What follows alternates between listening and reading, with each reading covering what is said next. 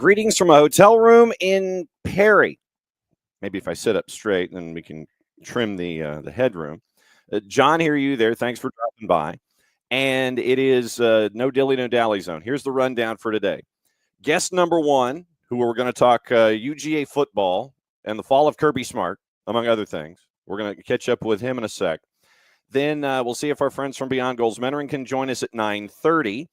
Unless they're globetrotting or spending time with family. Then once again, hour number 2, weekend whip around, patent pending, trademark coming sooner, hopefully rather than later, where we'll break down everything going on in Major League Soccer, including the matchup involving Atlanta United and NYC. That's going to be in hour number 2. I anticipate that Tyler Terrence will visit us for the third day in a row, only the second time intentionally. Story on that when he shows up in hour number 2. So since we are in a no dilly, no dally zone officially, hi, I'm in a hotel room in Perry, 2 hours south of Atlanta. That's why the lighting is what it is and my posture is what it is. Now, we have promised to get somebody out by the bottom of the hour because he's like globetrotting and has things to do. So we're going to go ahead and bring in Glenn Crooks and discuss the fall of Kirby Smart and everything going on with Georgia football. Glenn, thanks for dropping by on a Friday, man. Thanks for coming on. Well, you might be surprised by this, but I just wanted to see. I'm going to put, I've got a microphone on. You hear me better now? Yeah. You're good. Right. You're good either way. You're good. You're solid. So, soccer has engulfed my life to the point where I only occasionally really focus on Georgia football. But I was curious and heard that a lot of transfers and and that Kirby went crazy after the game and and I do have someone I know who's pretty close to the situation, so I don't know all the details, but I'm pretty it's even a guy who you think would just be cool and because he's been there before, coaching is a very pressured occupation, no matter how much you're making, and especially at a place like Georgia where every move is monitored. But coaching at any level, there's pressure. When I'm in season, I don't sleep at all, not a wink. No, right there with you, brother. And before you do go, I do wish that you would cut the promo for the hosting programming that you do on SiriusXM so folks can sit there and follow what's going on, especially as you look at catch up with coaches and such. Main reason we brought you on, as we always do, twice a year in the Eastern Conference, when Atlanta and Atlanta United take on NYC, it's our chance to catch up with you and see what's going on up there in the tri-state. So I'm going to go ahead and ask off the top, how different is the vibe with Pascal as head coach than it was last year? How different are things right now? Well, I think the thing that I've heard, and I spent a couple of weeks with them out at the Coachella Invitational as well, so I've gotten a really good feel for how preseason went and the early part of this season. Pascal Janssen, the new coach, has now coached 11 games, as he put it to me yesterday in our pregame briefing. So he's counting the preseason games almost equally because we were talking about the absolute anemic attack a week ago in Columbus, but still getting the point 0-0. And he said he'd never encountered anything like that in his 11 games. Plus, in his entire coaching career, he could only think of one time, and that one time at Alkmaar in the Netherlands, they still got in for a couple of shots. No shots on goal for the third time in history for New York City FC, and that's I was going to say that's quite an accomplishment, but it goes more in the other direction. But in terms of the comparison, and I know Nick very well, and it seemed that preseason and everything is just a little bit more intense and very transition oriented. So the thing I've been looking for early in the season is to see if indeed they transition with more urgency. And I can't honestly say I've seen it in practice yet. That is in practice in the games. But that is one thing. And I do feel also, and I think some of the results of the more intense preseason is that there were some injuries. Thiago Martins, their DP center back, he trained the first 3 days of preseason and didn't play another minute no competition. No. So his preseason is now, I kind of kidded with him yesterday. I said, well, you're at the tail end of your preseason, which is now going to be, 6 games into the regular season. And it's true. But he had a calf injury, and there were soft tissue injuries that we didn't see a year ago. So I'm just wondering if, the players, I'm sure next time around, if they're still around with Pascal, they'll be a little bit more prepared for the preseason. And I'm not saying 100% that's what the result of some of these injuries. Kevin O'Toole was down. Tavon Gray is still down. Andres Perea was coming off hernia surgery. They brought him back, but now he's down. So you just wonder. Keaton Parks has a foot injury, which he's been playing on, but had to come out a half hour into the game against Columbus. Looked good in training yesterday, so I suspect he'll be back. So there's these little things going. So I would just say the word intensity would be the defining difference. When you what with all of these notations and injuries and subheadings and things, what does your vibe tell you about a starting 11? What's it going to look like, you think? If all things being equal, how are you envisioning a starting 11 now? Well, I think he's gone with when everyone is available, and Tavon Gray and Misha Ilinic, I think they were still in a bit of a battle at the fullback slot on the right. But it's Kevin O'Toole, Burke Risa, Thiago Martins, and Misha Ilinic. It's going to be Justin Hack and Keaton Parks if he can go in the midfield. If Parks can't go, you get to see a 17-year-old Johnny Shore, most likely. Maxi Morales, the 38-year-old, will, I'm almost certain, start at an attacking midfield. And then up top, that's where it's not 100% certain. There's 2 positions that I think are pretty solid. Alonso Martinez, who's the only guy scoring and contributing pretty much, and Hannes Wolf, who's had 2 or 3 very good games so far after kind of a sluggish second half last year. The other winger, it's unclear. Is it Agustin Ojeda? Is it Julian Fernandez? Is it Monsef Bakrar playing on the wing and then teaming with Alonso Martinez a little bit? So that's where it's a little unclear. But there won't be too many surprises in the starting 11, I don't think. And so, Matt Freese in goal. No doubt. And so the other subplot attached to this is the easy one for those of us that cover the games, and it's the Ronnie Dyla Derby. Yeah. And so what is your best NYC story involving Ronnie Dyla well, and you could take it that way. But what's your best Ronnie Dyla story to personify and have folks here in Atlanta understand the kind of coach and individual that Ronnie Dyla is? Well, if they don't know this story, this is a good one. So he is the former Celtic manager, Celtic Park, and it's an area. It's just that whole scene in the Scottish Premiership. It's Celtic and Rangers pretty much. So the Old Firm. That match is massive. It's a massive match, one of the oldest rivalries that we know. Well, the Old Firm while Ronnie was manager of New York City FC, the Old Firm was played on a Saturday or Sunday morning. I think it was a Saturday morning. And Ronnie went to Jack Dempsey's in mid-Manhattan, which is also a city supporters bar.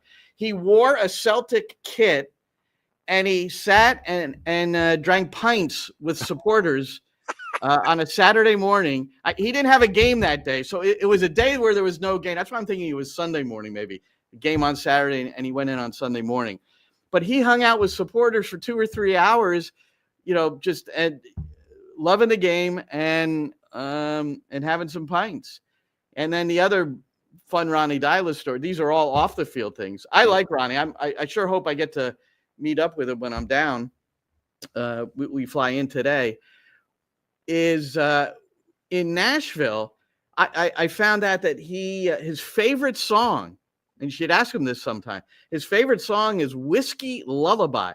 And I cannot remember the country musician who made it popular, but like a million country musicians have sung this song. Right. But it's a kind of it's sort of an emotional song, but a really nice song. And so what he did in Nashville, Broadway, all those bars and pubs along Broadway. I don't know if you've been to Nashville, but there's 20 lined up on one side, 20 lined up on the other side. And the story goes that he just went into every one and requested Whiskey Lullaby, put like a $20 bill, in the bucket and said, will you play? And he just, so Ronnie is a fun guy. He's serious about his soccer. I think I'm certain that the players enjoyed playing for him because he's a good man manager. He's a good leader. When he was at New York City FC, Nick Cushing, who got sacked last year, became the head coach after Ronnie left. But Nick did a lot of the tactics and did almost all of the training of the team. So Ronnie, his strength at the time anyway, was more, at least for New York City FC, was his man management, his leadership, how he got the best out of each player and got the best out of the team, which, as we've learned over time, that's why they call that person a manager, because they have to manage, even though we call it a head coach, I guess. But right. I like calling them managers because that's really what they are.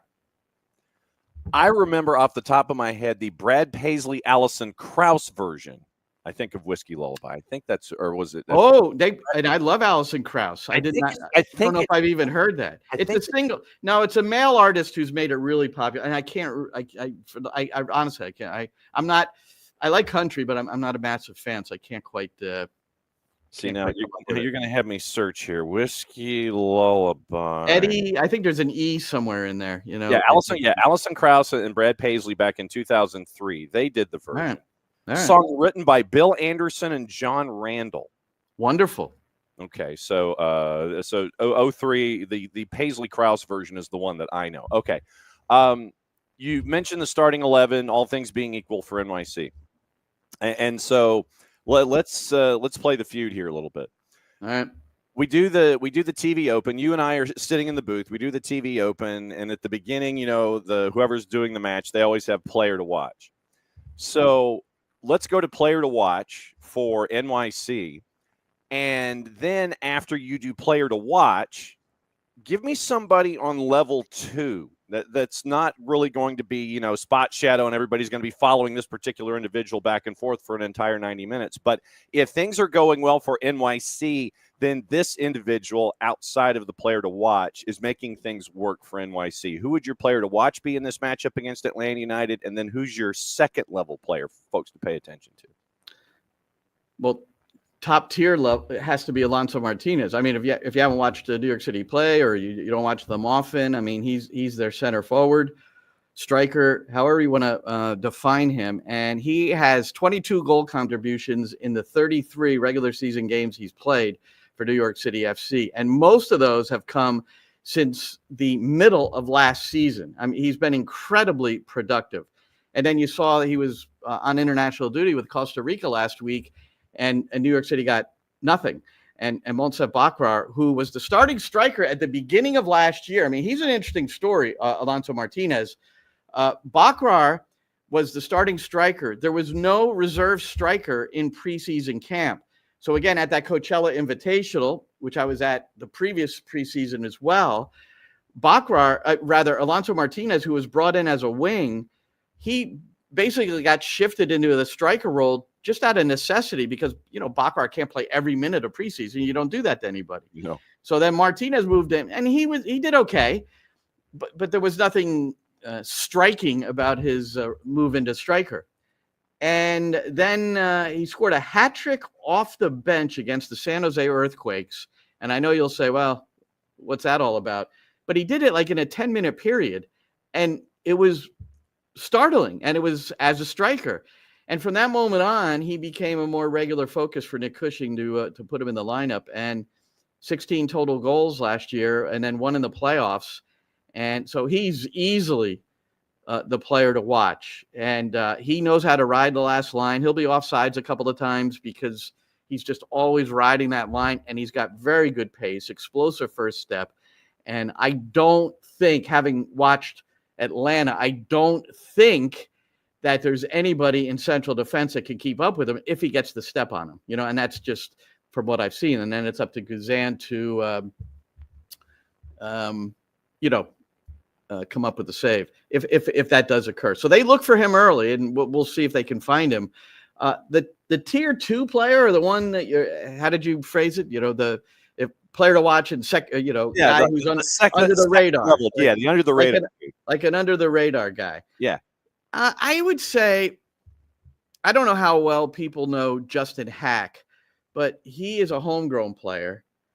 Justin Hack, in his New York City career, first of all, he was signed in 2019 and didn't played 3 games between 2019 and 2022 for the first team. He was loaned out a couple of times.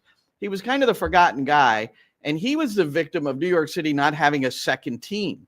Like when MLS Next Pro was born in 2022, they added the second team. Well, Hack had already, he's already now pretty ensconced with the first team. But he paid that price along with several other players in his position. So got loaned to Hartford. Some guys were getting loaned to San Antonio in USL Championship. But Hack has been really, really valuable. And the reason he's been so valuable is his versatility.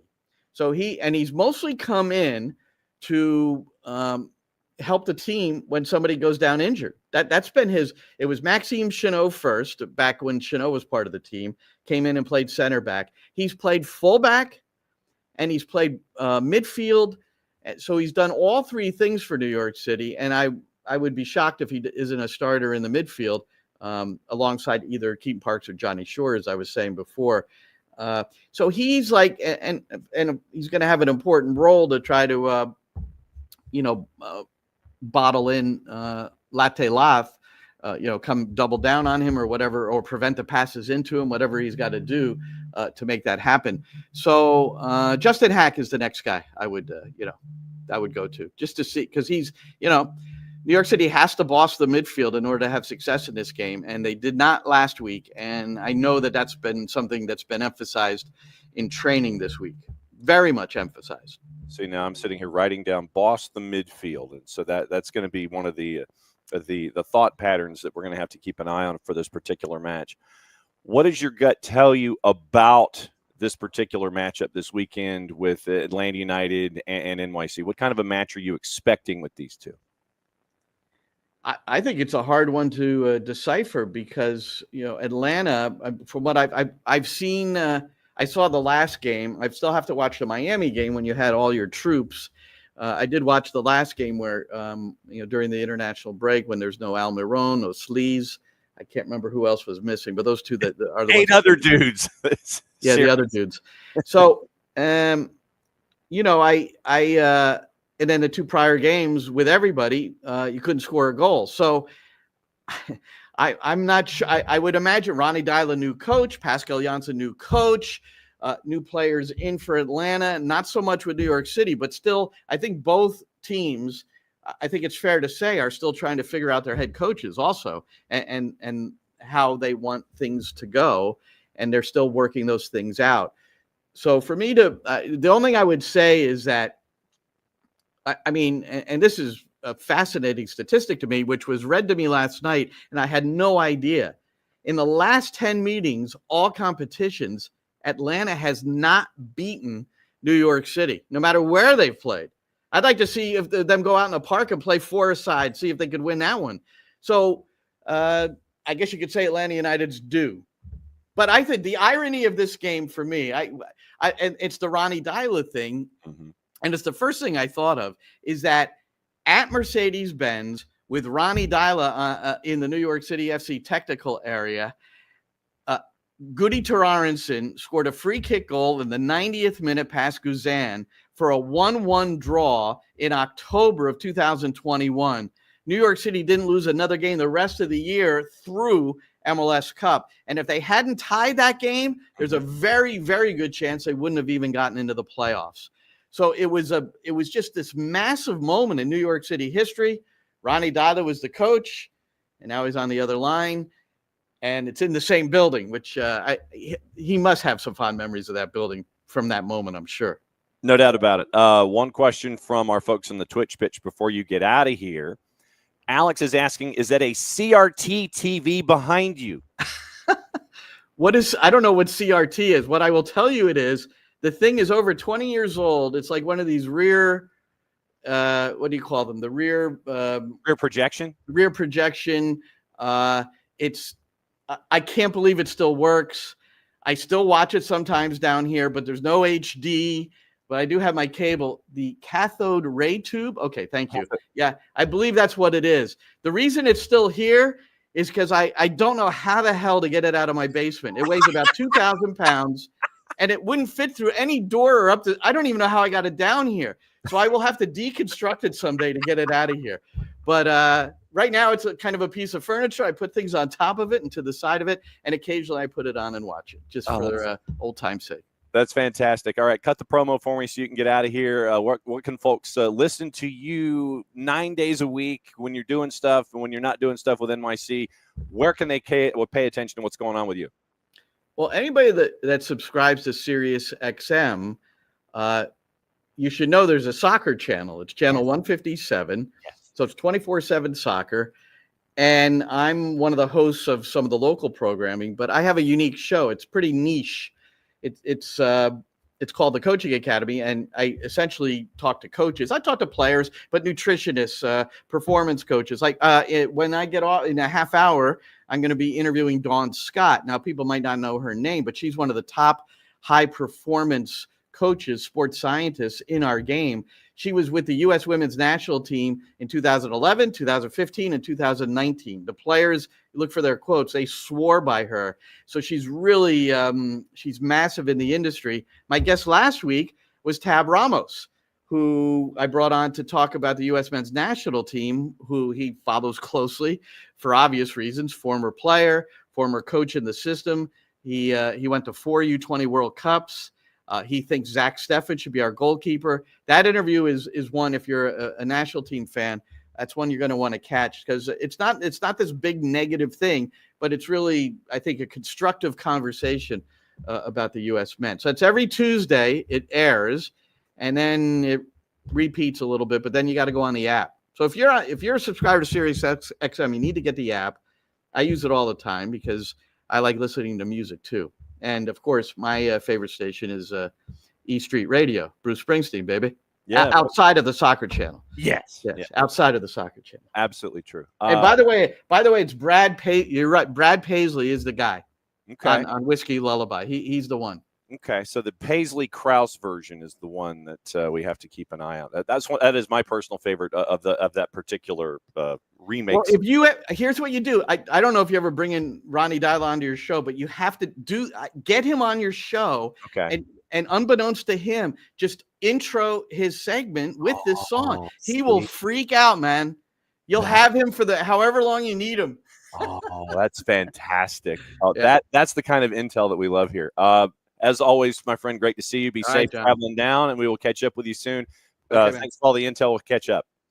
See you later. All right, be good. Glenn Crooks, everybody. And it's always great to catch up with Glenn and find out what's going on in the Glenn Crooks, the Crooksiverse, the Glenn Crooks universe, and find out what's going on with him. One of the busiest men in show business because of SiriusXM, because of NYC, because of everything that he does. He's got Coaching Academy, all the local programming, everything that he does with NYC. So must follow, underline, exclamated, italicized, boldface, must follow Glenn.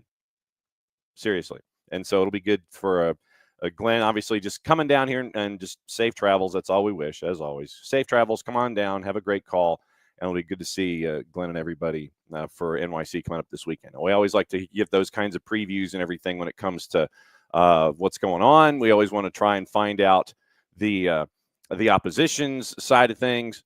And now we know. Whiskey Lullaby, Brad Paisley and Allison Krause. Whiskey Lullaby, Brad Paisley and Allison Krause. That is the kind of intel that we have here. That's the kind of stuff that we like to find out about. So there it is. That is it. And so, if I would have my Paul Harvey drop, I would sit here and say that we now know the rest of the story involving Ronnie Dyla. And the fact that he goes, that when he goes to Nashville, he'll go up and down Broadway and go into each and every establishment along Broadway and want to have Whiskey Lullaby played, drop a 20 on the bar, play Whiskey Lullaby, and I'm out the door. So now we know. Okay, so we're going to have this piece of information going forward. But no, it's always great to catch up with Glenn and find out what's going on with NYC as the Pigeons get ready to come down and play Atlanta United on the weekend. Okay, yesterday, as a part of everything that we do here on the network. You see over my shoulder, our friends from Perry, Nathan Dooley, the head coach. We did the doubleheader down here, Warner Robins and Perry, and it is going to be a doubleheader day on the network. We're going to have two matches, 2 match days, and so set your notifications to figure out which match is going to be where. Drew Dickinson and I are going to be at the Battle of Five Forks, Trickham, Parkview, and Brookwood, 5:30 and 7:30 on the network, girls and boys, one following the other. And then Jason and Maddie are going to be at Sharp Stadium in Covington for North Oconee and Eastside. And so they will have that matchup for you, 5:30 and 7:30. Drew and I will have Parkview and Brookwood. One's going to be on, I think it's going to be SDH1 and SDH2 and then placed in other places. But right now, those are the 2 match days. Those are your 2 broadcast pairings. So it's going to be Drew Dickinson and myself at Brookwood for Parkview and Brookwood.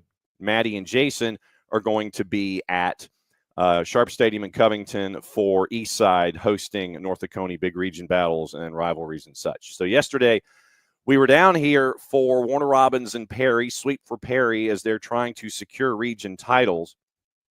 And the Perry boys team had to do a turnaround from playing Benedictine on the coast to turn around, come back home, and then be prepared for a rivalry game against Warner Robins on both the boys and the girls side. Girls had the big win as they continue to push for a region title. And because of the loss at Benedictine on the boys' side, goal difference right now belongs to Perry if it comes down to teams with even records. But the first step is for Perry that they have to make sure that they had to get the win last night and then turn around. Last region game that they have is at the MAC, McConnell Talbert Stadium, where they take on Warner Robins at Warner Robins. And so we had those matches yesterday, and thanks to the coaches and the coaching staffs for all the intel and all of the lineups and the information to help us with the broadcast. But once again, double match day today, 5:30 and 7:30, 2 separate locations, 2 separate crews. Region play is picking up. And once again, thanks to everybody who's a part of that. Thanks to our friends at Kaiser Permanente right there to, as proud sponsors of the whole thing. So once again, great partners with us at Kaiser Permanente. But once again, thanks to Coach Dooley. And I was trying to figure out where I could have this and have it kind of like an over-the-shoulder graphic. And I don't know what it is. This is opening kickoff, brought to us by our friends at Kickoff Coffee and kickoffcoffeeco.com.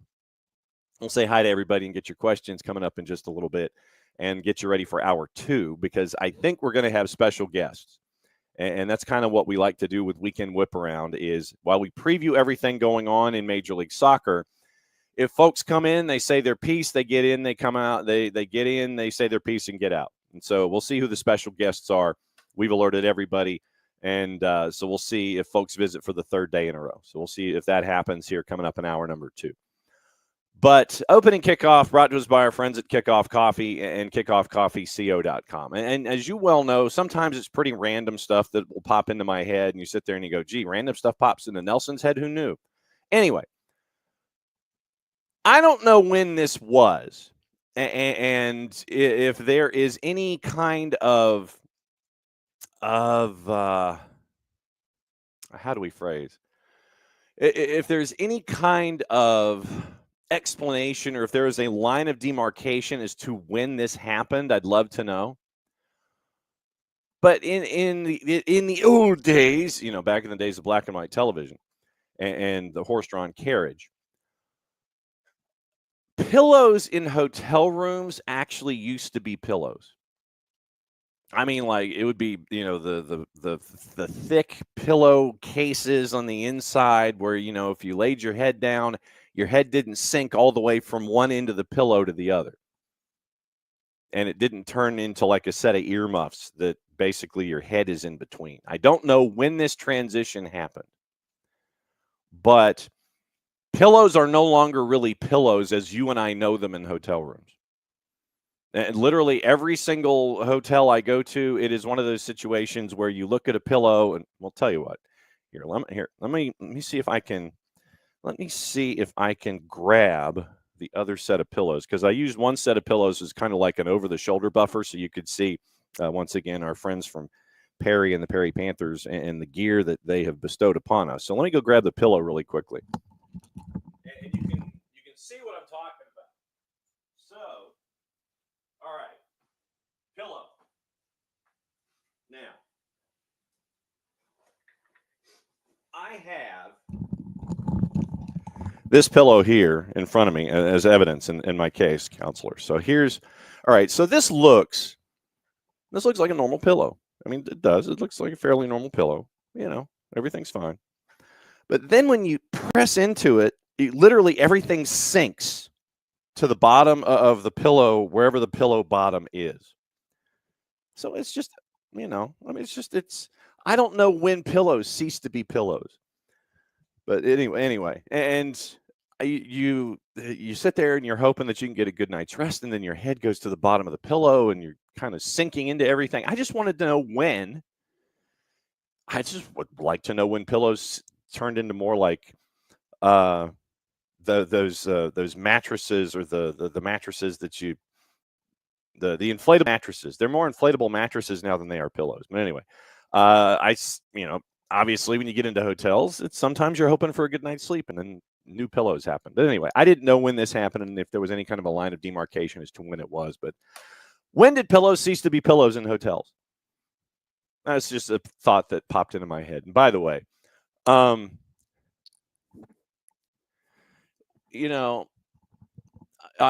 love cup holders in cars. I really do. But sometimes the cups don't fit into the cup holders. They're either too skinny or too fat. And after the show is over, I'm going to have to go down to the Subaru and clean out the cup holder, because as I was checking into the hotel last night, there was an animal that was crossing the road. Dark road, not really a whole lot of lights except for mine heading to the hotel. And there was a certain animal that was crossing the path. He had to smash the brakes, and the cup holder kind of ceased to be a cup holder, and the contents of the cup went into the cup holder. And so I've got to turn around and hope that not everything is sticky in the cup holder. And I had to cease drinking that drink last night because most of it ended up in the cup holder because I was trying not to hit an animal. So anyway, so that's what I get to do in the parking lot after the show is over. So anyway, so there you go. When did pillows cease to be pillows in hotel rooms? And not every hotel access road is fully lighted. Found that out last night. And I also hope that I don't have to replace my tires, because I think I rolled over some glass in a parking lot when I was trying to get fuel and breakfast. So we'll see what happens with the two back tires of the Subaru. And D. Graham, I understand. D. Graham sits there and says, part of the transition to business, trying to save every penny possible instead of concentrating on providing good service. Not denying the good service. I mean, so far the service has been great here in this particular hotel. It's just like the little elements that you're used to. Being a creature of habit, it's like, I just want my pillow to be a pillow. I feel like a Seinfeld sketch at times. I just want my pillow to be a pillow. That's all I want. That's all I'm looking for. Just have my pillow be a pillow. I don't think I'm asking for much. Anyway, all right. So let's say hi to everybody and see who is in here on the Twitch pitch once again as we get ready for all the activity coming up here on the morning show. Once again, patent pending, trademark coming sooner, hopefully, rather than later, when it comes to the weekend whip around. We'll go through all of the matches in Major League Soccer and let you know what we think, see who comes and visits. We'll talk about Atlanta United NYC, and we'll roll through it there. So once again, good morning, Alex, and good morning, Four Card. And let's see. So where are my sources? I don't want to just eliminate that particular part of it. I don't want that. No, I don't want that. Still trying to navigate the new thing here. So let's see. Morning D. Graham, morning Alex, morning Four Card, and morning to look. There we go. Goodness gracious, Four Card, Alex. Good morning. Let's see. So and D. Graham, and so if I missed somebody, because currently I don't want to expand it. I just want it contracted. It's like all I want. That's all I want. I just want to read. I just want to read what's here. Just want to read what's here. Nothing like things misbehaving in hotel rooms. That never happens. I think they heard my previous comments. So morning Twitch pitch. Thanks for coming by. All right. to let everybody know what else is going on and where you can help out, and all of all the cool stuff that we have going on. Once again, you can go old school. I don't think we have any of the old school stuff left, but you can go to the website, soccerdownhere.net, get the gear with the new logo and everything. You can also get some Attack and Ruckus stuff that Jason has created. Very, very cool stuff there. We had Matt Webb on yesterday from the Marshall Islands Soccer Federation. You can get all the Marshall Islands gear as we get ready for everything coming up, hopefully in August. They have the Kickstarter campaign if you wish to help out in that way, or help out however you can if you are so inclined in dealing with what the Marshall Islands are trying to do. Is the last country here on the planet with a national soccer program. They're trying to get a 4-team tournament going with the Outrigger Cup in Arkansas, week of August 14th. And so right now with the Kickstarter campaign, they're at about 20%, and they've only been up a week. So very, very cool there. Go to the Marshall Islands Soccer Federation, get all the gear if you haven't. But if you get a scarf, it comes from me back in the office in Atlanta. Everything else, jerseys, bucket hats, pins, the whole schmear, that comes from England. That comes from Matt Webb, who was on the show yesterday, and Lloyd Hours, the technical director. Scarves come from me. Like I said, I got about 10 scarves left, and I've got to do a reorder. That's our small way of helping out when it comes to the Marshall Islands Soccer Federation Kickstarter campaign up and running. You can go to kickstarter.com and you can see the campaign and see what's going on there with them. Now, also, the partnership we have with Grady Baby and Grady Baby Co. If you the soccer has just been Atlanta sweatshirts. You get the SDH Net logo on the left sleeve, Grady Baby's logo on the right sleeve. You can get it in red, you can get it in black, and you can get T-shirt, you can get sweatshirt. So once again, soccer is just better in Atlanta. And if you go through Grady Baby to help out and you get that gear that's got the SDH logo on it, you help out middle school soccer programs attached to the Atlanta public school system as we continue to grow the game that way. Also, you can go to Olive & York. If you haven't gone to Olive & York yet, you can get your first ever SDH jersey at Olive & York. Navy jersey, thanks to our friends once again at Kaiser Permanente for being across the front. And it is Beyond Goals Mentoring on one sleeve, Soccer for Good on the other sleeve, and our friends at Kaiser Permanente across the front. You can get it personalized, the Navy jersey with either white letters and numerals or Carolina bluish, sky bluish, light blue, whatever your predilection is and whatever your thought pattern is. If you want to get it personalized, I'm not a personalized kind of person. But if you see Maddie or Sophia or Greg Garza modeling, they have personalized their jerseys, and Parky has his personalized. Navy jersey, you can personalize it one of two ways. You can get it done in either white letters and numerals or light blue letters and numerals, and you can have that kind of fun there with our friends at Olive & York. Get your first ever SDH jersey. You can also become a Fanatico. How do you become a Fanatico, you ask? Well, I'll tell you. Here's how you do. What you do is you go to group. See now I can actually read it now because the need help logo, group.chant.fan/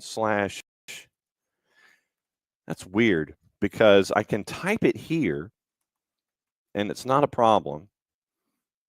But if I type it in other desktops and laptops, it turns into an issue. Group.chant.fan/soccerdownhere/join. You can become a Fanatico. $10 a year. What do you do for $10 in a year? Well, you can become an SDH Fanatico, and thanks to those of you who have, and you can go to the Chant app, and you become a part of the conversations that we do here on the SDH network. You get a lot of discounts with a lot of partners, and the number of partners is growing. That is working forward with what we're doing here with SDH. And you get a lot of discounts. Even a resort in Costa Rica is a part of the discount chain. There are a lot of breweries that are attached. Moxie Hotel in Midtown is attached. The Lloyd Soccer Shop with Atlanta United Gear is attached. So there's a lot that you can do being a Fanatico, and do so at group.chant.fan/soccerdownhere/join. $10 a year, and you get to be a part of everything that we do here on the Chant app on the SDH network side of things. Keep up to date with everything that we're doing. We get to keep up with everything that you're doing, and you do it for $10 a year and being a Fanatico here at SDH. D. Graham, I did see Riyad Mahrez holding up the no home kit, the no home jersey, the 2030 version. And I thought that was really cool. Riyad Mahrez holding up the kit. Very, very cool there. But yes, to become a Fanatico, group.chant.fan/soccer-down-here/join. And once again, thanks to all of them and thanks to all of the partners that we have. And they're growing numbers as well. Like I said, Lloyd Soccer Shop, you can get discounts on certain Atlanta United gear. There are a lot of breweries that are there. O'Sullivan's in Decatur has discounts on a couple of different things. And like I said, Chateau Arenal in Costa Rica, that's the one that blows my mind the most, where if you want to go see Ala Valenza, you want to go see Herediano, you want to go see Saprissa, you want to stay at Chateau Arenal, if you're a Fanatico, you get a discount.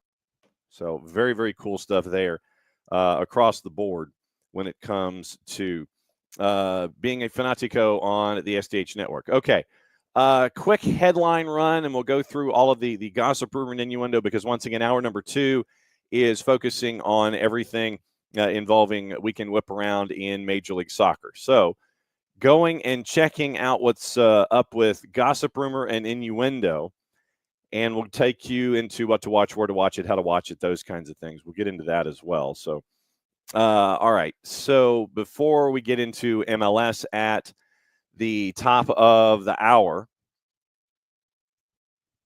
quickly, Newcastle have joined United, Spurs, West Ham, Chelsea, and Liverpool in chasing after Jonathan David. At this point, who hasn't? Manchester United also interested in Jared Branthwaite. That's from the 3-letter paper. Take the information at your own peril. Liverpool rivaling Arsenal for the signature of Hugo Ekitike from Frankfurt during the summer window. And remember, it looks like it's going to be the official super hyper extraordinaire extra special window from June 1 to 10, so teams can have transfers leading into the Club World Cup. So keep an eye out for that as well. And we'll keep an eye on the ticket prices when it comes to Club World Cup as well. Manchester United racing Newcastle and a number of top European clubs to sign Ekitike. Forest, Arsenal, and Liverpool are interested in Udinese striker Lorenzo Luca.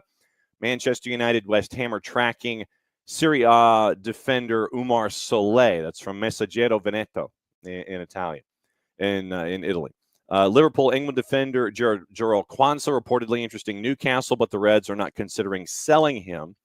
Besiktas, managed by Ole Gunnar Solskjaer, are interested in signing Jadon Philogene from Ipswich on loan. That's from Fotomak in Turkey. Manchester City plotting a move to re-sign Bayer Leverkusen right back Jeremy Frimpong. Liverpool also interested. Forest interested in Belgian winger Alexis Salamakers, who's on loan at Roma from AC Milan. Liverpool expecting a big proposal from the Saudi League for Darwin Nunez. Spurs refusing to rule out selling Christian Romero after Atletico Madrid made their interest clear. Everton interested in Sunderland's 17-year-old forward Chris Rigg and 23-year-old midfielder Dan Neal. Millwall and Hibs are among the clubs tracking a winger from Cheltenham at 23 years old, Jordan Thomas. Spurs interested in bringing former manager Fabio Paratici back to the club, but so does AC Milan. We need to catch up with Nick and find out about that. Bayern Munich could also look at recalling players from loan spells a few weeks early so they can play in the Club World Cup, including 19-year-old French forward Mathilde Thies, who is currently involved in time with Spurs. And so that is your gossip, rumor, and innuendo. And if you were looking for any other news, notes, things to kick off your day, there's always the Morning Espresso brought to us by our friends at Kaiser Permanente. Can come at you either in one of 3 ways. It can come at you as Jason lets you know all the news that kicks off your day. About 15 minutes worth of time. It's either in audio form, video form, or in newsletters. You can take it in one of those 3 ways. And once again, thanks to our friends at Oglethorpe University for being proud sponsors of the Morning Espresso and letting Jason have his early morning rant, or just letting you know what the news is going on in and around the world of soccer. Okay, today, BN and BN in Espanol simulcasting the Turkish Super League at 1:30. Fenerbahce is on at 1:30. Strasbourg and Lyon is on at 3:45. If you do not have the BNs, you don't have them, Nuestra Tele, CDO, For the Fans, Liga 1 Max Pro, or Buddy Nino Torres and Gold TV. You can get that at fntz.co/soccer down here and use the code. You go to fntz.co/soccer down here, and then it helps out the network, helps out their network, helps out our network, and it helps you continue to be a continued degenerate when it comes to everything going on in the world of soccer. More stuff for you to watch, more leagues to watch. Anyway, Bien en Español, simulcasting the Turkish Super League and the French League at 1:30 and 3:45. ESPN Deportes has La Liga at 4 o'clock.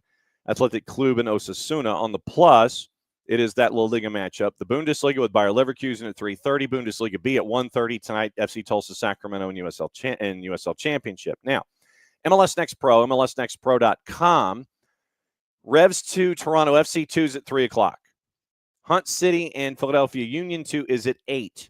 We have the matchup on the network this Sunday afternoon, 3:30 kick. So our pregame is at 3 o'clock, and it'll be on the network at soccerdownhere.mixler.com and however you consume our audio. So we'll have Atlanta United 2 and Chattanooga FC, 3 o'clock pregame, 3:30 kick, Sunday afternoon. So it's a busy weekend for us across the board. 2 matchups on MLSNextPro.com today. Paramount Plus, Sheffield United, Coventry City, as folks are either trying to get into the playoffs, keep their place in the playoffs, or improve their position in the playoff chase. That's at 4 o'clock.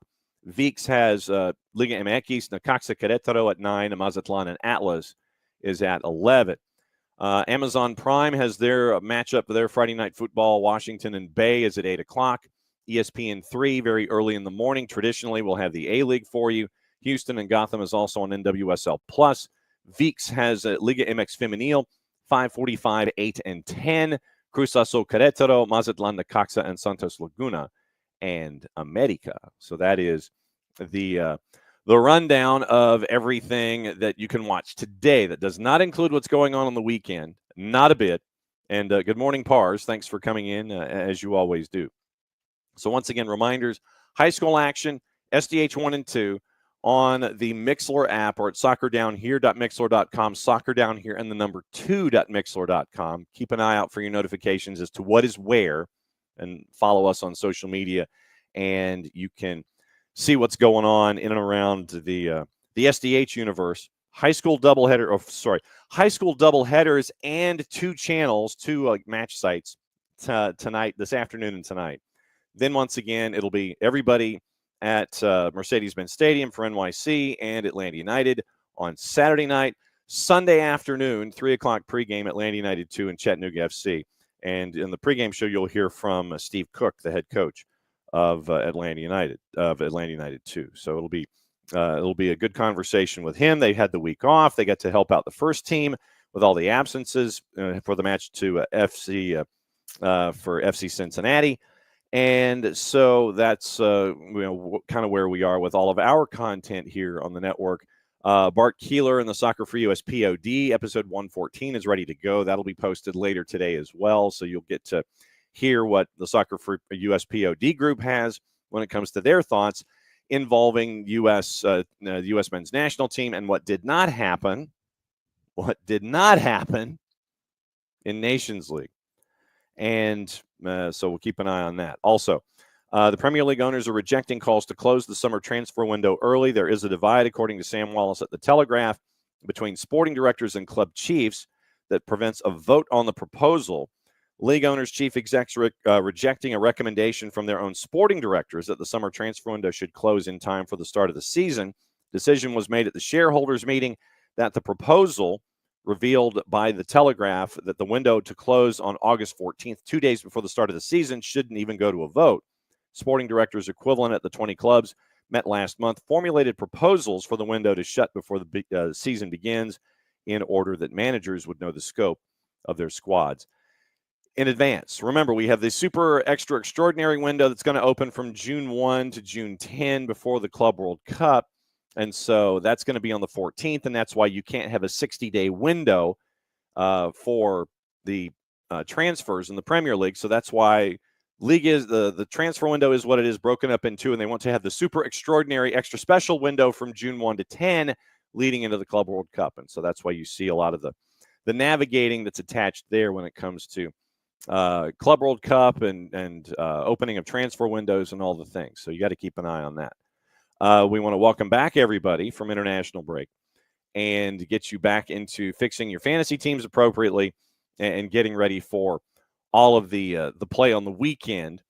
So just to give you an idea when it comes to the juice boxes in the Prem, I'll give you the juice boxes and the prims. So on April 1, and literally it's April 1, 2, 3, 5, 6, 7. So literally they wait until April 1 to get everything squared away. So it's like Monday night, Tuesday night, and everything goes in from there. So getting everything squared away for April 1st will give you those. Arsenal's a minus 227 hosting Fulham, who's rather interesting composite number at a plus 666. Wolves and West Ham. Wolves a plus 141, plus 202 for West Ham. And Forest is a plus 120 hosting Manchester United. When was the last time you had that as a juice box?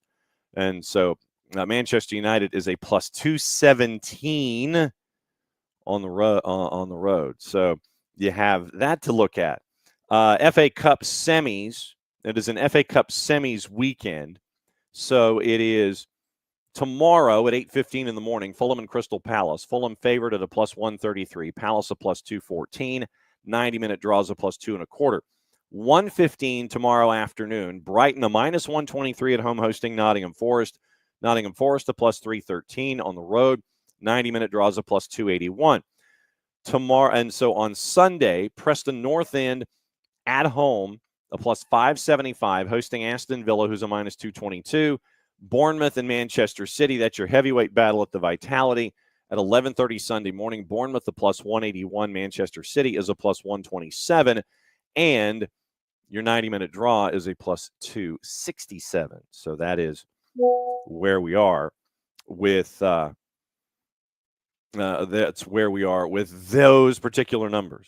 And so that's what you're staring at when it comes to the welcoming back of English football. So it starts with FA Cup, and then it goes from FA Cup and pushes through this weekend and gets back to a double match week. So set your fantasy team, set your fantasy team, set your fantasy teams for activity that starts on Monday as you get through FA Cup. Now, really quickly to go through all the other news, notes, and nuggets that might have slipped through once again. Morning Espresso with Jason has your up-to-date story with Alphonso Davies, Canada Soccer, and the club that currently would like to play him that is not of national team attachment, and the words going back and forth with agents and Canada Soccer and clubs and things like that. That's a bit of a row. And so you end up with, you want to talk about a row, that is a row. And so Jason has that, and then he's got all the other early news, notes, and nuggets and things left unsaid for you at Morning Espresso. And so that's an opportunity to go and find out what's on Jason's mind when it comes to everything going on in the world of soccer. And so Pep Guardiola has his press conference today leading into FA Cup. And I'm trying to find the quote where Guardiola was like, no, we don't deserve any bonuses. But asked if it's good for the game if the teams outside the Big Six are thriving this season, going deep in the FA Cup. Quote, that proves how good they are. We see it every week in the Premier League. They prove it again in the FA Cup in England. Always the biggest topic is any team can beat any team. Of course, two teams, Liverpool and Arsenal, have done amazing in the Premier League, but the rest, anything can happen. Guardiola was asked if his City squad would get a bonus if they won the Club World Cup. Quote, we don't deserve a bonus this season, not even a watch. That's the level of frustration that Pep Guardiola has. But I don't think he's wrong. I don't think he's wrong. I really don't. Asked if the City squad would get a bonus if they won the Club World Cup. Quote, we don't deserve a bonus this season, not even a watch. Like I said, man ain't wrong. USL Championship, USL League One, going through some of the matchups to keep an eye on. Lou City and Detroit City, 4 o'clock tomorrow afternoon.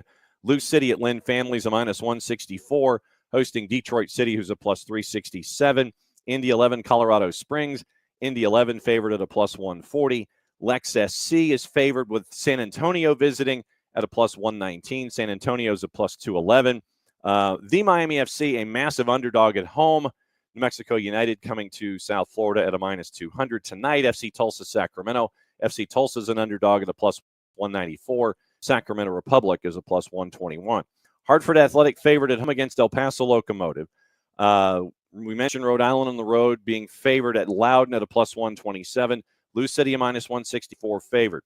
Indy 11 plus 140 favored against Colorado Springs. We mentioned Lexington. We mentioned the Miami FC. North Carolina FC favored at a plus 145 hosting Charleston. Pittsburgh a minus 141 hosting Birmingham Legion. Monterey Bay a plus 145 hosting Phoenix Rising at a plus 165. Oakland Roots a plus 194 hosting Vegas Lights, who are a plus 122. Maddie Cruz joining us as we roll through things here to kick off hour number 2. Weekend whip around, patent pending, trademark coming sooner, hopefully, rather than later. And hello, Maddie Cruz. Hello. Okay, so Glenn Crooks, play-by-play voice for NYC. Yes. He was on in the first half hour of the show. I don't know if you were listening, but he has some Ronnie Dyla intel that I think we need to pursue going forward. Okay. Off the field, Ronnie Dyla intel. Okay. Apparently, and the story goes that Ronnie Dyla went to Nashville, and he, Broadway being Broadway, Broadway, Yes. in Nashville. Apparently, one of Ronnie Dyla's favorite songs is "Whiskey Lullaby" by Brad Paisley and Alison Krauss. Good song. He went into basically every bar on Broadway, requested the song be played, dropped a 20, had the song played, and then went to the next bar. So that's brilliant. When the moment is appropriate, not just in a random thing where, hey, coach, you're playing the reigning MLS Cup champs, or you're playing LAFC, or you're playing somebody tough in the Eastern Conference. So yeah, coach, you're playing Columbus. What's this I hear about Whiskey Lullaby and a trip to Nashville? But apparently Whiskey Lullaby by Alison Krauss and Brad Paisley is like his favorite song, his favorite country song. It's a good song. I mean, he's got good taste.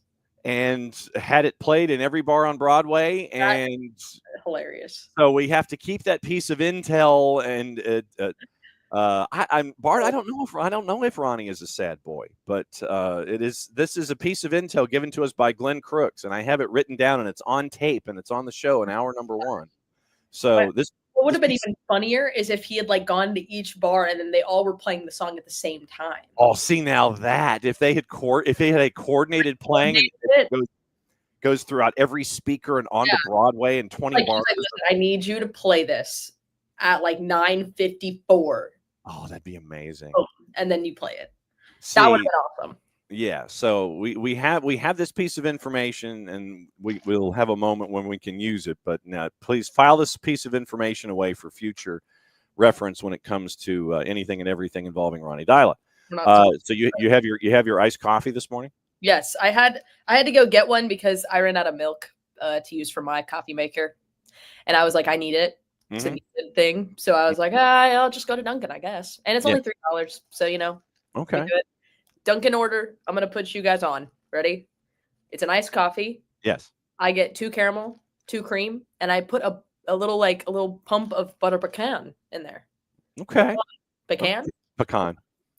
It's pecan pie or pecan or whatever. Yeah.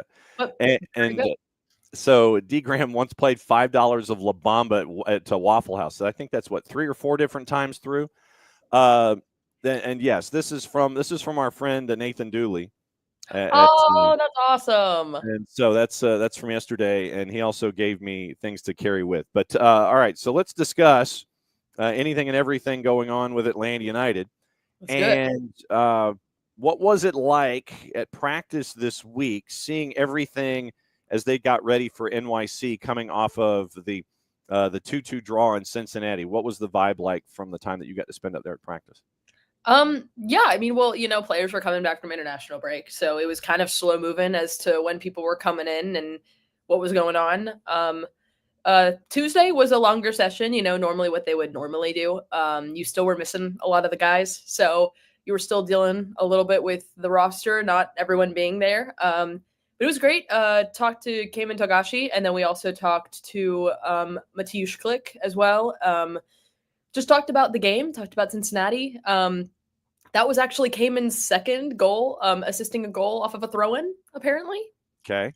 Done it before. But it was great talking to both of them just about the game, about heading into NYC. Obviously, at that point in the week, they've like done a little bit of research, but not like a lot. So like there's not really a lot to go off of, especially talking about NYC.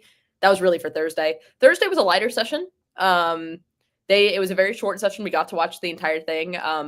We talked about this in Dispatch, so I'm gonna recommend you totally watch me and Jason in Training Ground Dispatch. It's up on YouTube. Go watch it. It's a ton of fun. I'm gonna be linking it in our preview today as well, so go watch it. But we talk about it a lot more, and Jason probably explains it better than I do. But they did a lot of exercises and a lot of fun like competitions. And like, normally the outsider would say, why are they playing games? It's a couple days ahead of match day. It's like, well, there's a reason for it. They were playing like these games. It was like I believe it was gray versus red, because you had guys in red pennies. I believe if you go check Atlanta United socials, they did post the winners of it. It was the red pennies. They won. Basically it was just competition between them. Like, and it was just games, like I think one of them had to like juggle. They had to juggle the ball 10 times between all of them. Then they had to run through the like mannequins, like go in between, get to another box, and then pass it all the way back. And they had to restart it from that one touch and juggle it 10 more times until everyone made it over. Like that was one of them. And the idea of it is, obviously it's a little bit of a lighter session. It's fun. It gets everyone going, but it's also a level of competition. It's a level of competition for both of them to have. That way you're still emulating that competition element, and it gets them in that competition mindset, because I mean, they're all players. They all want to win. Everyone wants to win. And so that kind of helps with that. It helps with the competition element of it all. That way you get in that mindset of wanting to fight, getting competition, and it's a great team bonding exercise as well. And you had a lot of guys coming back in. Bartosz Slić was back. Stian Gregerson was back. Who am I forgetting? Luke Brennan, Noah Cobb, they were all back as well. The only two that were not were Miguel Almiron and Luis Abram. They were not there. I believe they flew in pretty early. So they needed rest. They were on a flight for a while, so they were not at training. But no, it was an easy session. Really great stuff from Derek Williams and from Ronnie Dyla. We talked about it all in Dispatch, so I'm not going to say too much more. So you guys got to go watch it. This is my team. Go watch Dispatch is what you're saying. Do it. And also, yes, Bart, Duncan is goated. I am not. That's the thing, though. I'm not like someone that like I like both Starbucks and Duncan, but I like Duncan a lot more because it likes my bank account a lot more. So, Starbucks is like a treat I'll get. Like if I have rewards, I'm like, ooh, okay, I'll use it. Or if I'm like feeling like I like their like refreshers, and like I get their peach green tea lemonade too from Starbucks. Wait, what? An iced peach green tea lemonade. It's really good. It's really good. I'm just saying, John. No, it's not Mountain Dew. I apologize. It's not Mountain Dew. An iced peach green tea lemonade. You like blended 3 different things there. It's basically they have like an iced peach green tea. Okay. Basically, it's what it is, and then I just add lemonade to make it. Sweeter. Okay, that's the piece of information. Yeah, I add lemonade to make it sweeter. That's like those are like I've been getting the refresher recently, but I get just the coffee. So okay, cool. We have our first gate crasher for a weekend whip around, by the way. And by the way, Tyler, go ahead and continue celebrating, sir. See, all right. So, Maddie, do you know the story here involving Tyler and his very, very, very, very busy week? It was not a no good, very bad day for Tyler. It was 3 days in a row that Tyler has visited us here on the morning show. So I did hear about the crashing on Thursday, because then I also crashed. That is true. Wow. Yes. So we all crash at the same time. So Tyler comes in on his normal guest spot, and he understands that that hour number 2 is the Friday street fight, where we discuss anything and everything going on in Major League Soccer. And so Tyler's calendar apparently told him that he should have come in yesterday as well. So 3 days in a row. I mean, I feel like we should stamp your ticket for like frequent guesting Yeah. Tyler, and like, you get to 10 and you get an iced peach. What is it, Maddie? An iced? Oh my gosh. It's an iced peach green tea, and then I add lemonade. It's from Starbucks. It's really good. Yeah. Okay. So yeah, she's big into Starbucks. All right. So when are you flying in? I'm leaving in an hour and 10 minutes, and I haven't packed yet. So we're fine. We're fine. So also, are you drinking? By the way, is that a beer? Bite your tongue, sir. Oh, okay. Yes, I mean, that's more poisonous than alcohol. That's more poisonous than alcohol, to be fair. But anyway, John, family show. I just had to ask. Okay? Hashtag family show. Yes. Had to ask. I mean, you said it, and now I can't see it because now it looks like it. And he showed it, and I was like, John? Yeah.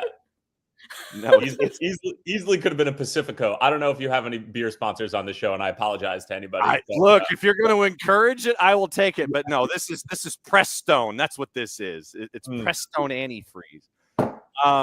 Yeah, but I mean, look, an hour and 10 minutes. The stereotypic male can sit there and it's like, okay, suit 1, 2, double pack. How long am I gone? 2 days. Okay, so I'm packing for 4 separate situations. But inquiring minds. When are you landing in town?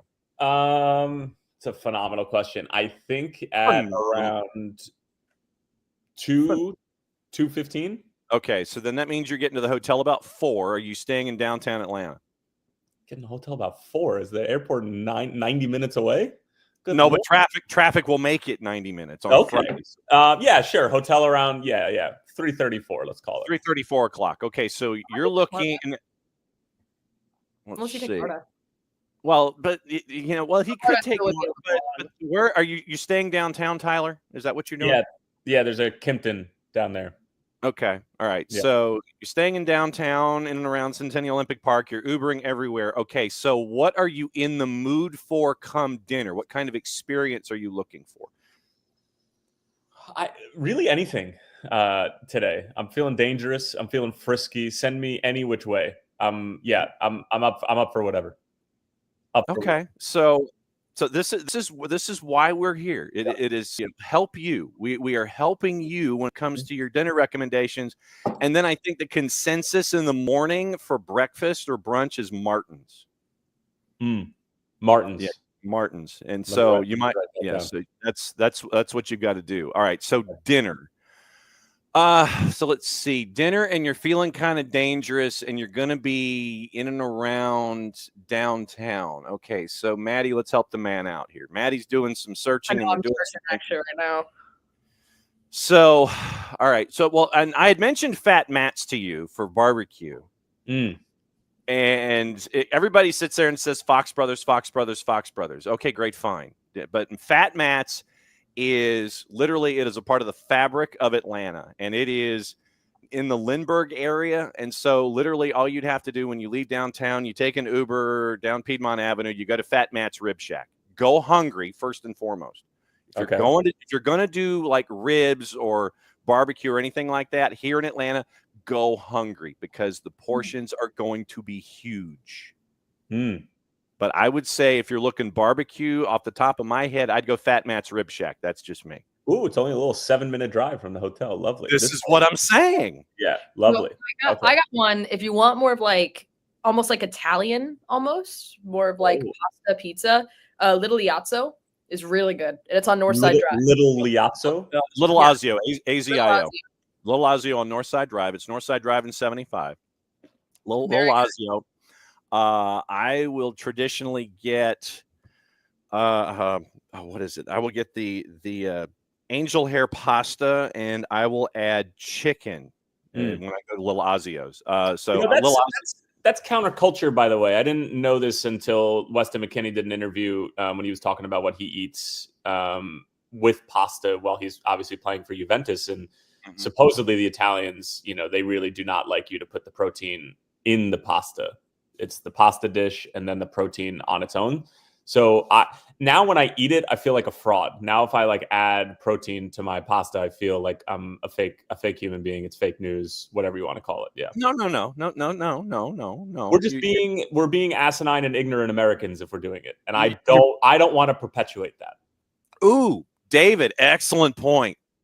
Excellent point from David. Murphy's in the Virginia Highlands. Great brunch. Murphy's. I agree with this. So I will second Murphy's for brunch. Caleb Wiley's dad. Yes. Well, Yeah. So if you're going pizza, Caleb Wiley's dad's pizza joint, that's actually closer to the airport. So you might actually be able to hop on the MARTA line. And depending on an Ubery, situation. So if you want to go pizza, then probably do the Caleb Wiley bit, go to the pizza restaurant, but it's closer to the airport than it is downtown Atlanta. That's the only caveat when it comes to your Ubering. So I will second Murphy for your brunch. Okay. In Virginia Highland. And so we have Caleb Wiley's dad's pizza joint. We have the Wiley family pizza joint. We have Little Ozio if you're looking for Italian. And we also have Fat Matt's Rib Shack if you're looking for a lot of meat on the bone, and you can get it in a bunch of different places. There might even be music, because it is also known for its blues sit-ins for folks on weekends as well. So yeah, and you will be able to smell Fat Matt's as you are traveling north on Piedmont Ave. You can roll down the windows of the Uber. You will be able to sense when you are becoming closer to Fat Matt's. You're hyping this up, John. This better not let me down. Also, dumb question. Surely there are TVs for me to be able to watch the madness, correct? I would say in theory, yes. Yeah. Okay. Absolutely. So, and besides, since we are a mobile society anyway, I believe you have one of these, do you not? I do, but I try to not be that guy who's just like zoned in on his phone. I'd rather be with the people, amongst the people watching the same TV. Be like, oh, see that dunk from Cooper Flag? That guy's from Maine. I didn't know they could do that over there. That's the extent of my basketball commentary, by the way. There you go. Antico on 14th near Georgia Tech. So pizza joints over by Georgia Tech as well. Okay. What has study hall been like for you getting ready for Atlanta and NYC? As we said, as I said to Glenn Crooks when he came out in the first half hour, I just said NYC. I didn't go NYCFC. I didn't say Patriots. I just said NYC. You don't know anything in the jar then. Good for you. You live to fight another day. Mm-hmm. So I was on the call for that crazy game where Nicholas Firmino scored the game winner. And I believe his first MLS goal. So I'm trying to think about that game, which was on a Wednesday. And as is customary at the Benz, there was still 35,000 people there for a random Wednesday game against New York City. And it's just this is, we ain't disappointing you, brother. That ain't gonna happen. Proper soccer town. This is why. Yeah. Mm-hmm. It's been good. I think that from an Atlanta standpoint, we talked to Ronnie. He said he will definitely celebrate. There's no holding back against his former club or anything like that, but he will not be streaking if they win a regular season game in week 6. So I can confirm that. Breaking news here on John's show, but too early. # family. Yeah. Family show. But I don't know. It's just I'm pretty down on this New York City team right now. Mm-hmm. They have 4.3 million in GAM left, which basically is everything. I mean, they have so much wiggle room and they have so much to work with. And I'm looking at their roster and their only DP who's playing right now. Oh, geez, I scared Madison away. Their only DP who's playing. We're good with Irish goodbyes here. I love it. No, actually, it was a dump. Somebody dumped Maddie. What? Was it you? No, it was not me. I'm more focused on my caffeine, sir. I am nowhere close to. Jordan says in the chat that Maxi Morales is starting to grade. It happened a long time ago, unfortunately for him. I love Maxi Morales, but this group, they didn't change anything, nothing from last season, and they have the most amount of GAM left in Major League Soccer. And I'm looking at this new coach, and I asked him, I was just this group has had a tendency to be very, very inconsistent and very streaky, particularly on the attacking side of the ball. Do you see that? And he's just he didn't say no. Pascal Janssen didn't say no, but yeah, he didn't say no. He's I understand why there's going to be comparisons to the previous teams. I was just it's not even it's a previous team or previous regime. You're just inheriting literally the same exact thing that you got, for poor Nick Cushing. But anyway, I am curious to see what the 11 looks like for Atlanta. How many of the guys who are away are going to start? Because a lot of the guys who were on international break played. And we're playing significant minutes. So big week for that. And then Kendra, my counterpart, she went on Scarves and Spikes. I don't know if I'm allowed to mention other shows. No, we are part of the Informational Exchange Journalistic Atlanta United program. Yeah. Is there an acronym for that? I'll try and come up with one. There you go. And she was like, "This needs to be 9 points from Atlanta. Like this, like that's what this needs to be." And I'm like, "Yeah, I get it." Her and I disagree basically on everything. But I was just like, "Yeah, I get it. Like it in theory, yeah, if you're thinking about the money poured into this roster, but like I'm still not convinced that like everybody's on the same page, and like going into an international break 4 weeks into the season doesn't help for synergy's sake." So anyway, I'm looking forward to it. I'm excited to be back at the Benz, and I'm excited for this culinary adventure that I'm going to go on. And hopefully, I don't have any issues, from a plumbing standpoint. And, No. We never steer you wrong. Maddie Cruz for Tyler Terrence before Tyler catches a plane. Oof. I think looking at the match overall, what are some things you want to see from both sides, from NYC and from Atlanta? Because they're kind of in weird situations when you look at how the season's played out at the beginning. Atlanta started out hot. It's been kind of a, each game they're getting better, but, got to find something in the goal. You got to find some goals. And then NYC has kind of been just floating by, I feel like. So looking at this game, what do you want to see from both sides? Starting with Atlanta, I think I really want to see a mixture of. You're not wrong. I think I want to see. I want to see the. Keep drinking your beer over there, guy. I want to see a mixture of attack. Can I talk about the soccer for a second without you guys just trying to throw me off the rails here? I want to see what? I want to see Brooks Lennon with like 3 or 4 really good deliveries and getting forward, and let's say Miggy's starting. I don't know if he will. I want to see good delivery, but then I also want to see like the combination and Saba and Alexi and those guys like tiki-taka, getting things done, in tight spaces, like mixing up the attack, because I think that that's what this group is sort of capable of, is hurting you in like 3 or 4 different ways, which is great if you're Ronnie Dyla. And that, I think, was the idea behind building this roster if you're Garth Lagerwey. If you're I almost said it. If you're New York City or if you're NYC, this is going to be an awful weekend. Awful weekend. That's a dollar.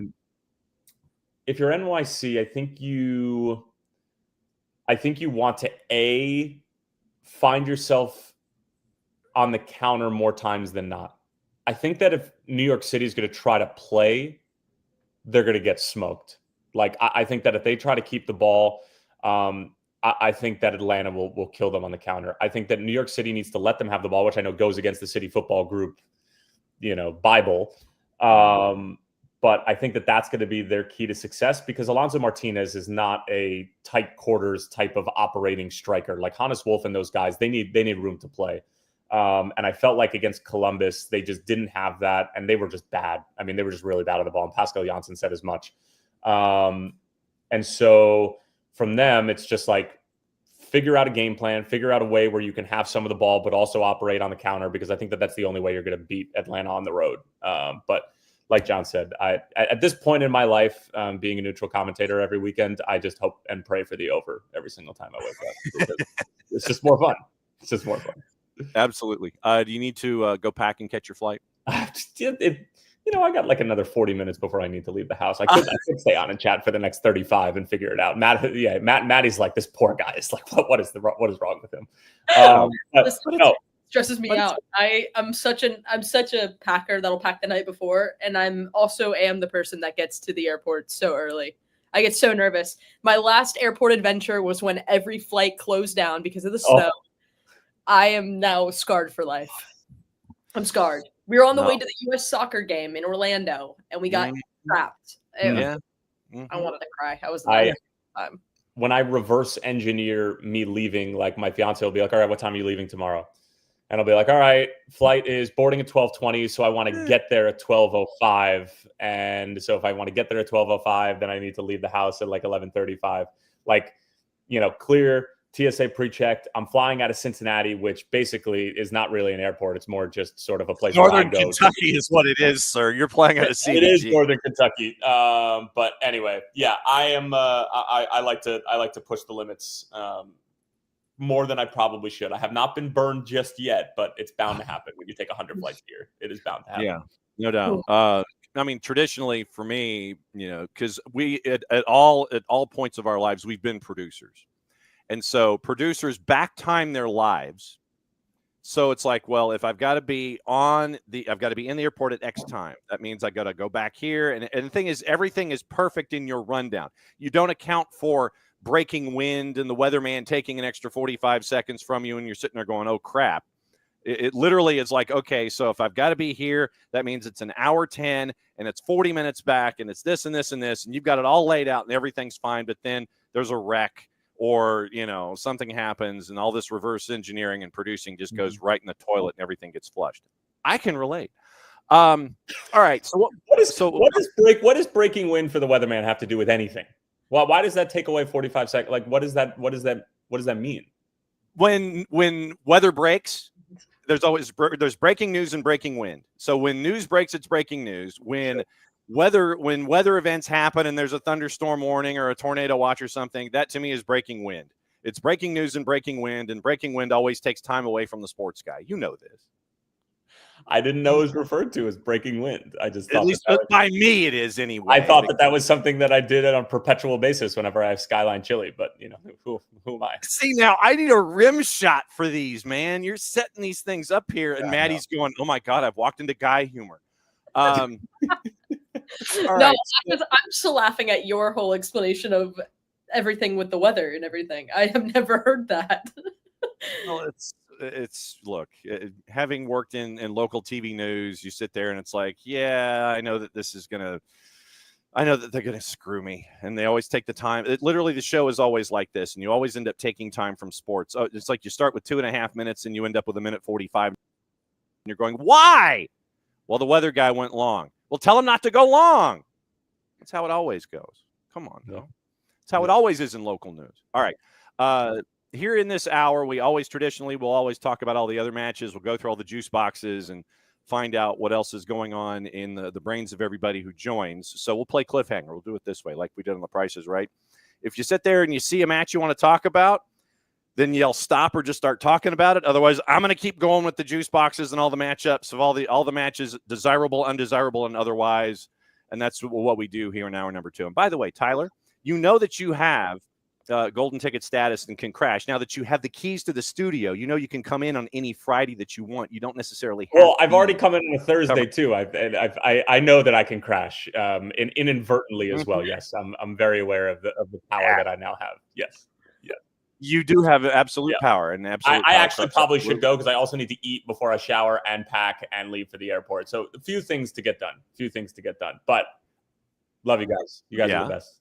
Thank you for all right. Well, that's what we're here for. So go pack and go shower and wear your Liverpool stuff to CVG and just get down here safe. Okay. Sounds good, guys. See you soon. All right. There goes Tyler. So Tyler's going to go. Let's see. So Tyler's going to pack and he's going to shower and he's going to try and be out of the house in 40 minutes. That stresses me out. I'm sitting over here not having to go anywhere and it stresses me out. No, I don't like that. I don't like that at all. Like I said, producers always back time their lives. That's what I'm saying. I was a producer for a little bit, and that still stresses me out.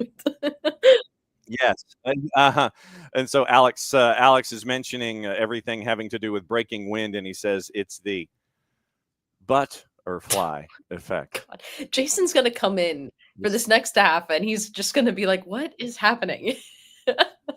Well, but it's the chaos that is here on a Friday. Bart says he makes a spreadsheet with check boxes of all the things packed for a trip. Me. Always planned to. That's me. Like I'll write in my notes everything I need to pack, and I make sure I have it, and then I check everything like 3 times before I leave because I don't like leaving anything, especially. I double pack. I double pack in case I spill something on something, and it's you got to be ready for an extra day, if not 2, in case travel happens and weather happens and you're stuck and all. I always do. I always pack it for an extra because you just have to. You can never be too sure. So no, I am right there with. I'm right there with you. Okay, so other games that we have going on, and when Jason comes back in, we'll go through and we'll pick up where we were. Revs are a dog at home against Red Bulls at 2:30, which means 2:40, and I would recommend probably doing other things at 2:40 in the afternoon instead of watching Red Bulls at the Revs. Red Bulls are favored at a plus 147. Red Bulls are going to kill them. I'm saying it right now. Also at 2:40, it is Toronto hosting Vancouver. And once again, I would recommend probably watching something else that is not Red Bulls and Revs, but maybe something else. Vancouver favored on the road at Toronto. Vancouver's a plus 143. Toronto's a plus 177. Your draw's a plus 244. Robin Fraser is in for another long day. Yeah, that one is rough. That one is going to be rough. Vancouver, especially too, you got a pissed off Vancouver too. They're coming into this after a loss against Chicago Fire. They are going to be mad, and they're going to come in and just, which, by the way, little teaser, we'll be recording MLS 6-pack later today as well. I had the chance to catch up with Joe Chats for Chicago Fire, and we talked a little bit about all that stuff. So just keep an eye out. Yes. See, you need to get the plugs in. That's the way it needs to go. A little more to that game though, but continue. 4:40.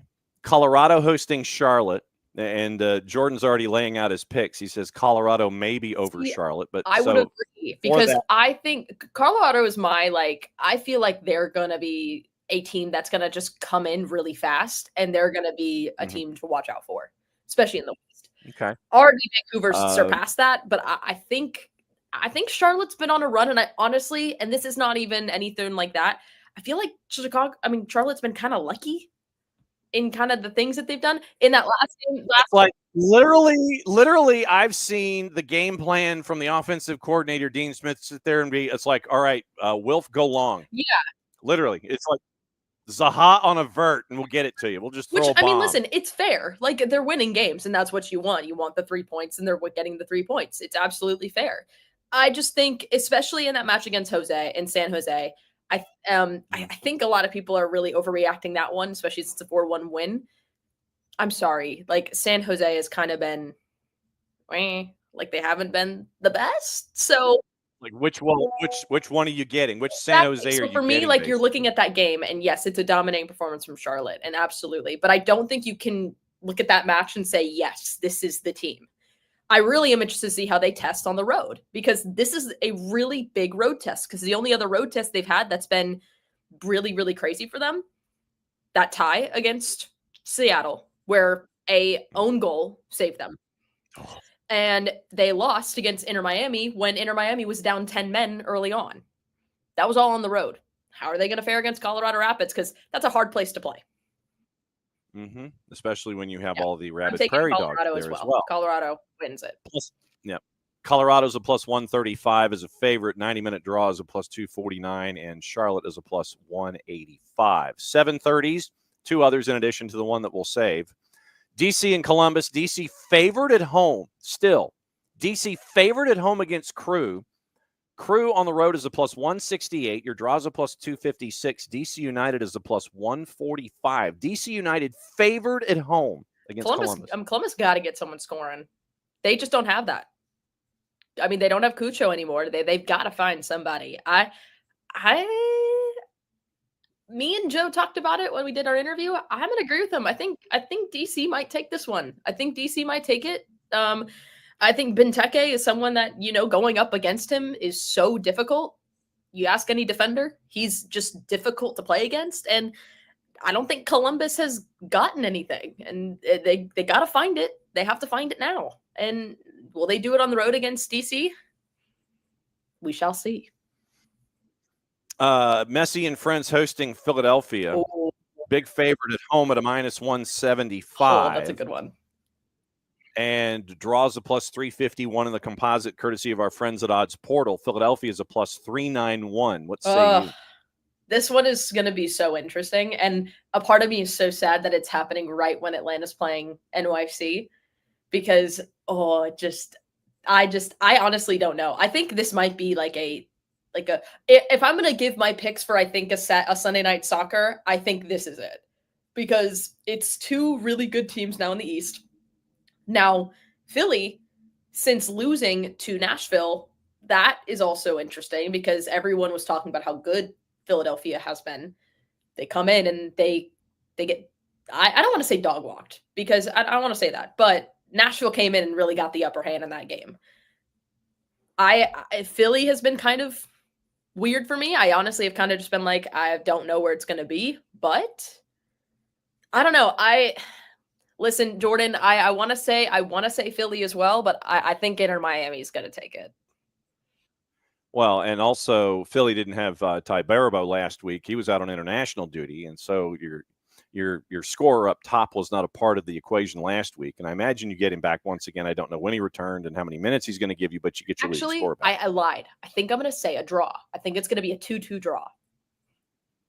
You're a fibbing fibber. I did lie because I was looking at it and I think I got my things confused. I think it's going to be a 2-2 draw because you look at the records. Also, too, I believe I might be incorrect.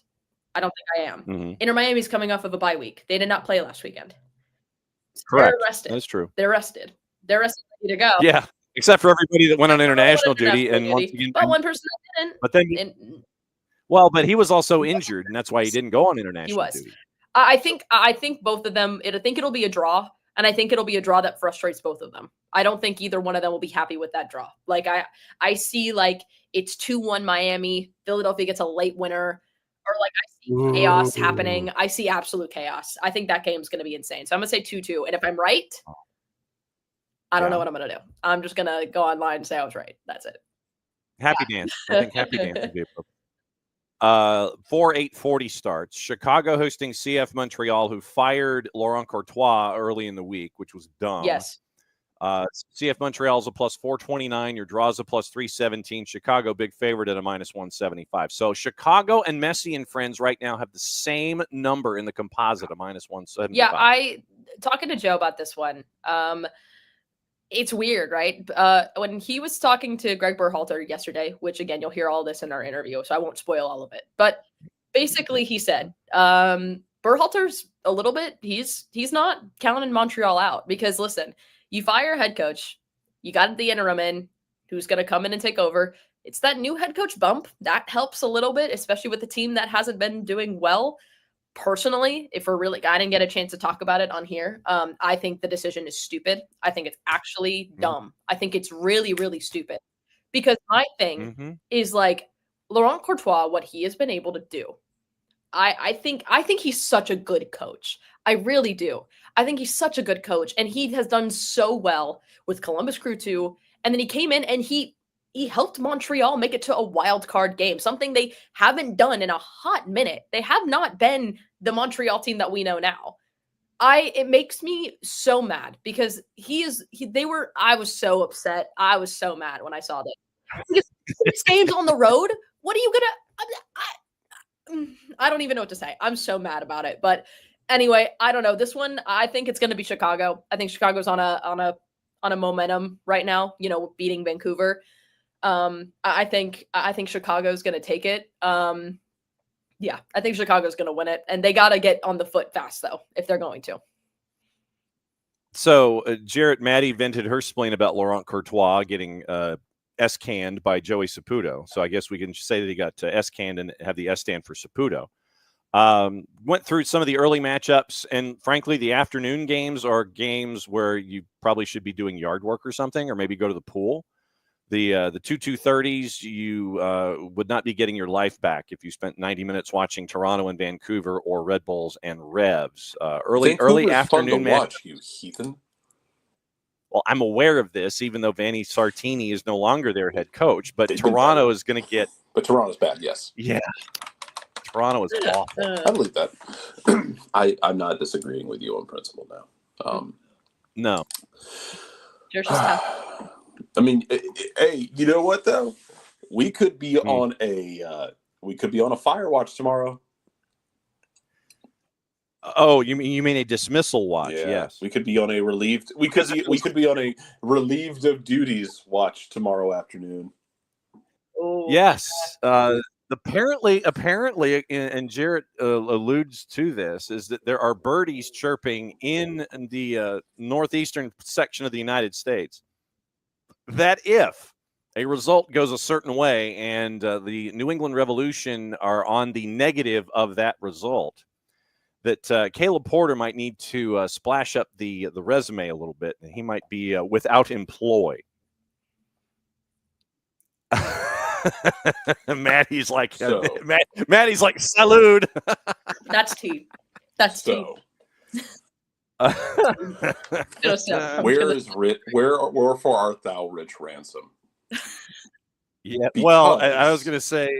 Yeah. No, go ahead, John. I think we're going to the same place. I think we are on the same train.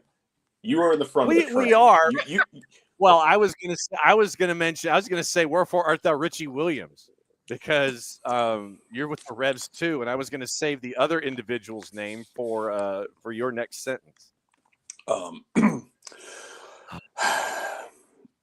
It's not that far for Jim Curtin to make his way over to New England. And Maddie, you hold up a finger. What you got? You're muted. I'm taking 1 second. I have to make a phone call. Okay. Okay. Anyway. Wow. Man, if Caleb Porter is relieved of duties, Philadelphia and New England are a lot closer than like Philadelphia and a bunch of other places. And like I said, I don't know for sure, but I want to say I'd heard that he's got two kids in school. I think high school. Yes, age. I think high school age. They're both high school age, and it's still a couple of years before they would be graduating. Yeah, and he might want to just chill out and not uproot his family and move high school kids, God knows where. Which infinite respect to that, 100% to that. But New England ain't far, brother. No, you got Philly to Boston. That's not a bad hop. You got to imagine New England's owners got the money to make it worth his time. Yeah. Go ahead and do it. Yeah, Robert. Do it. Yeah, Robert Kraft. Yeah, Robert Kraft. They might be sitting there and wanting to just like cut a check. It's like, I think that Jim, would you be interested in being the head coach of the Revolution? What's it worth to you? So, I mean, that might be some conversations being had with Kurt Analfo, and it might be a new round of baloney that they might have to be putting up with, where they want to get past the baloney with one coach. You bring in Caleb Porter after some early losses. And, I mean, you can point to the injuries of folks like Leo Campana, who's out, I think, another couple of weeks. But the birdies are chirping up in the Northeast. Hey, yeah. Oh, so what did you come with your phone call? Yeah. Yes, my mother says hello, everyone. So and here we thought you were getting intel, morning orange and black. I was like, are we getting the left? We're sitting here talking about managers getting fired. Maddie's like, I have to make a call. I have to take a call. Yes. I was like, wait a second. Is Maddie like is she on like the Jeff Passan phone? No. That could be. Listen, I had to call my mother. Very important stuff. Miss Carrie Larison, I can't No, you're fine. Jason, we're speaking into existence that Maddie, as we're talking about, hi, Jason, by the way. Hi. As we're talking about a certain manager in New England possibly being on relieved of duties watch.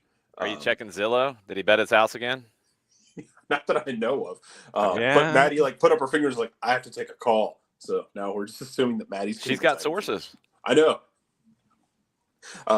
Also, and it turned into her mom. Also, as I pointed out, it's not that far from Philadelphia to New England for Jim Curtin if Kraft wants to pay the money for it. It's not. It depends on what Jim wants to do. I'm pretty sure his kids are high school age. Yeah. He might just want to let them finish out. Yeah, like I think that's gonna factor in here. And honestly, do you want to take that job at the moment? It's not an easy situation. They added, if I remember right, from the preseason matchup, I think 14 or 15 guys this year. That's a huge turnover in your roster. Caleb Porter got himself into trouble to begin with, just with not doing well in New England.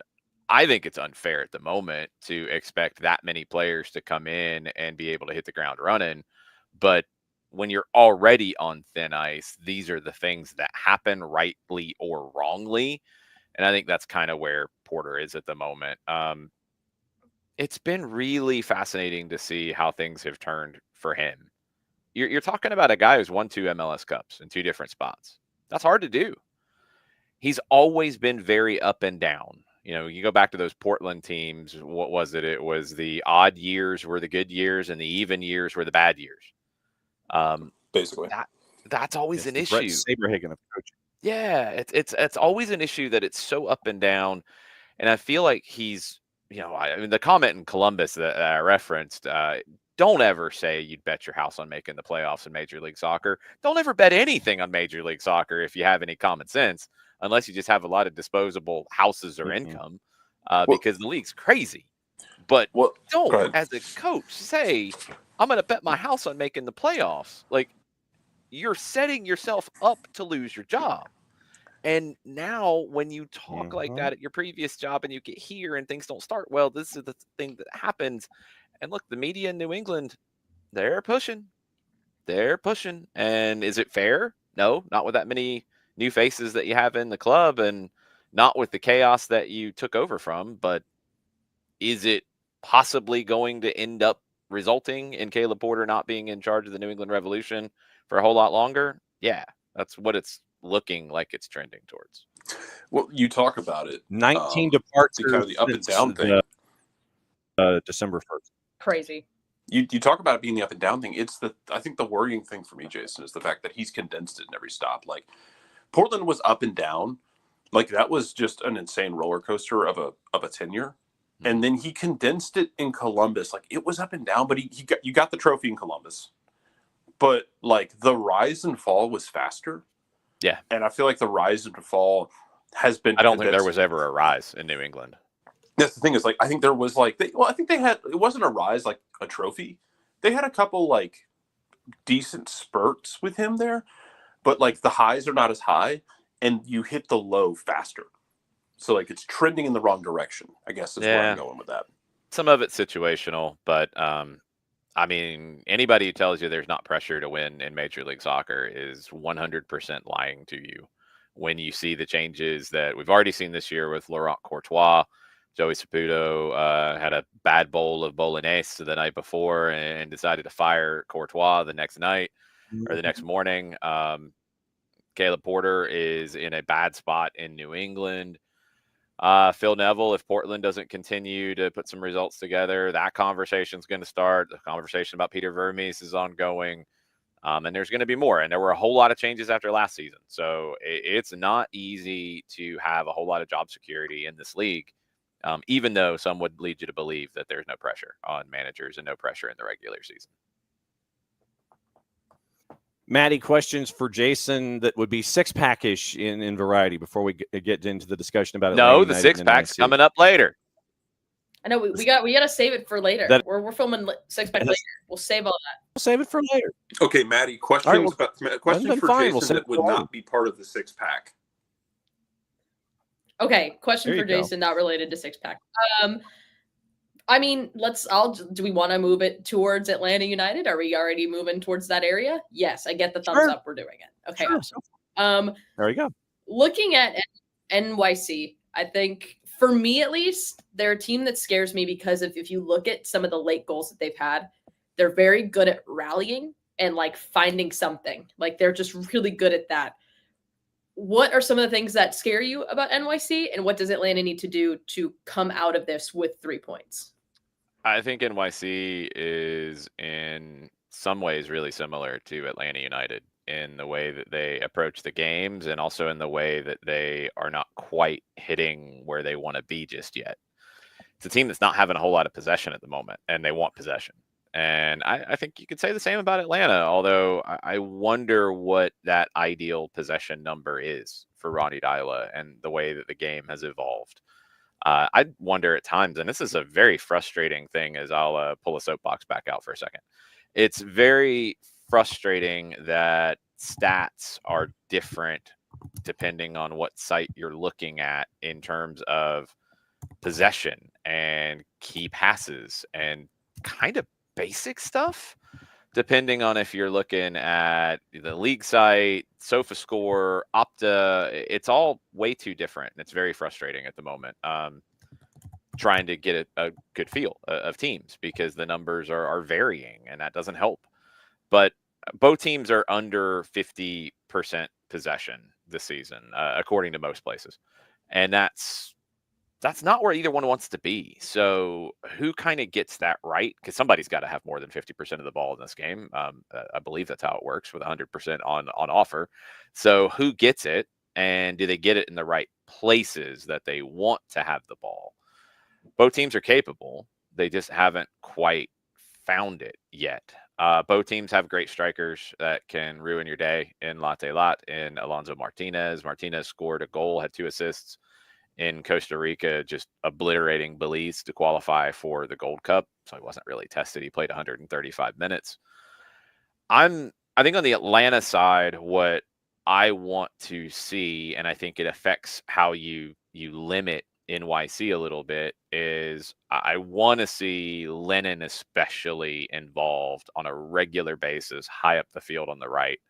I think that starts to fix the offensive rotations a little bit more, whether it's Saba or Miguel on the right side as the winger coming inside a little bit to give Lennon space. It's going to fix them in more of a location rather than some of the freewheeling we saw a little bit early on when you didn't have the fullbacks getting as high. So I think that just gives more coherence to the way that Atlanta wants to play. Get Lennon involved, feed him. The other thing that's a big question mark is Keaton Parks and how much he's going to be able to play for NYC. He left the game in the last match in the first half. He returned to training yesterday, according to Pascal Janssen. And where is he going to be? Because if you don't have him, that idea of NYC getting more to where they want to be in terms of possession, it's a lot harder without Keaton Parks. He's such an important connector for that group. And if he's not 100% or can only go 45 or 30 or 60, and honestly, look, Atlanta might be in the same situation with Mateusz Klich, who is back in training, but I can't imagine he's 90 minutes fit if he's going to get the starting spot. Both of them are very important in the way that the teams want to play. Both of them are going to be limited to some degree that we don't really know yet. So those two could be the most important players in each team for getting the way that they want to play across, and we'll see who's more effective at it. So we've talked a lot about, and Jarrett for Jason, go for it. Is Sure. John like on a crazy delay in Central Georgia? It's very funny. It's very possible. We've talked about with Atlanta and I think it's changed. The narrative on it is changing because of the way they've been playing in the second half of games. But early in the season, the second half wasn't what you wanted after a stronger first half. And we know that Atlanta comes out of the gate and can just create fireworks like crazy off the bat. In looking at NYC, what's that time of the game where you're kind of being more on your guard? Because we know we've had, Atlanta's had teams in the past that were dangerous at the end of halves. Columbus was infamous for collapsing at the end of halves a couple of years ago, even though they won a trophy. Like, when is that time where New York can kind of try and turn their screw? It's so early to tell. I mean, I think, with 2 new managers, I think we're getting a sense of what these things look like over time. And it's early. And last week, you kind of have to throw out to a degree. I think NYC has had a knack for scoring late goals. So you have to worry about that a little bit as this team fatigues in Atlanta. But NYC is going to be a little shorthanded as well with injuries. I can't imagine Keaton Parks, unless you save him for the last 30 or so. I can't imagine he's still on the field at that point. And then they look different. I think it's an interesting topic in general, just because of Atlanta's talked about it. Ronnie Dyla's talked about it. We watched the session yesterday, Maddie and I, and it was a lighter physical session, and that was by design. This is something that Dyla has spoken about. He spoke about it yesterday. Trying to find that balance between how much work to put in terms of the fitness side of things and how much to keep some fuel in the tank for the weekend match. And until you get to know the group you're working with, and that's the players, that's the medical staff, that's the sports science staff, that's the physical training staff. Until you all kind of work together a little bit, you're I don't want to say guessing, because that's gonna, people will run with it and take it into a different direction. You're evolving it. And I think Dyla has talked about it a couple of times, and I thought he was really clear yesterday in saying it. He wants the team to have more energy on the weekend. And maybe they've gone a little bit harder during the week early on as you're trying to get ideas across, as you're trying to get the understanding of the way you want to play across. So it seems like he's consciously dialing that back to try to have more energy on the weekend. Long term, you've basically had like a longer preseason in the way, if you want to think about it, because you're going to be more physically fit in general, which will help you later, but it's hurt you a little bit in the second halves of games. I didn't really see that issue in Cincinnati too much. So I think it's having an effect in terms of managing the workload during the week while not just throwing away a session. And it's something we talked about in Training Ground Dispatch. There's your plug. Go watch it. About how you can still accomplish very important things while not working as hard physically. And I think Derek Williams nailed it with the competitive aspects of the activities that they did that didn't overtax them physically. So I think they're getting that. I think Atlanta, in terms of those second halves, Jared, is getting that right the deeper we go into the season. And they'll continue to kind of dial it up and dial it in. The schedule is going to get weird and you got to adjust on the fly anyway. But I think the second halves are going to be better. They've been getting better, and I think they're going to continue to be better if this team has a little more freshness about them in that second 45. And I think Dyla's taking actions to make that happen. Maddie, for Jason, what else is on your mind? I do this every time. My mic is always muted and I try to talk and it's fine. Anyway. John is infecting you. I know that's just rough. This is rough. I know from talking about it on AST a little bit earlier this week, and even to like just chatting as well. For me, like when Ronnie was talking in the post-game press conference after Cincy, he talked about, the team in those moments where, Cincinnati's able to come back and, capitalize on a turnover and Evander's able to find the back of the net.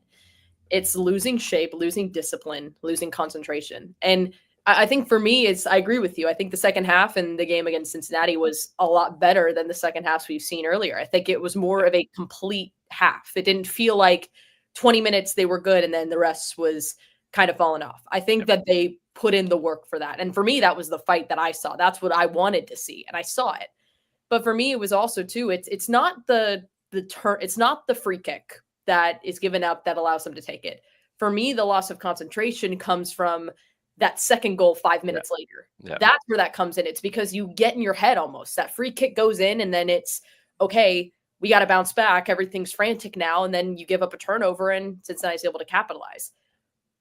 In this match against NYC, when you look at that, what does Atlanta need to do to stay focused and to not lose discipline, to not lose shape in those moments where, maybe there is a turnover, maybe there is a goal and NYC is able to put one in? Like, how can Atlanta overcome that hump and keep things level and keep playing the game that they're going to play?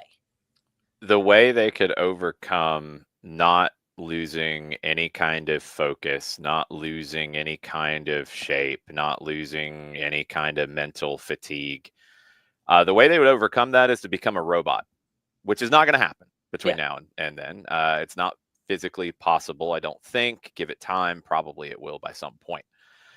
They're humans. And I think this is something that, when I see people have this conversation, it's just, oh, they should focus better. Well, let me ask everybody out there listening, are you 100% locked in, focused, never distracted when you're at work? Never, never, never you glance at something else. Never, never, never you doom scroll. Never, never, never always locked in on that spreadsheet. You're not. Now, here's what you have to do. And I thought Derek Williams nailed it yesterday when he talked about this. In those moments, which are human, you're tired, you're maybe frustrated, you're maybe overwhelmed, You're physically feeling it in those moments where you feel it, and players do, and coaches do, and that's why you went to a line of 5 last week. Ronnie was dead on. The game was getting away from you a little bit before the first foul that led to the free kick. You tried to change it, you couldn't. All right.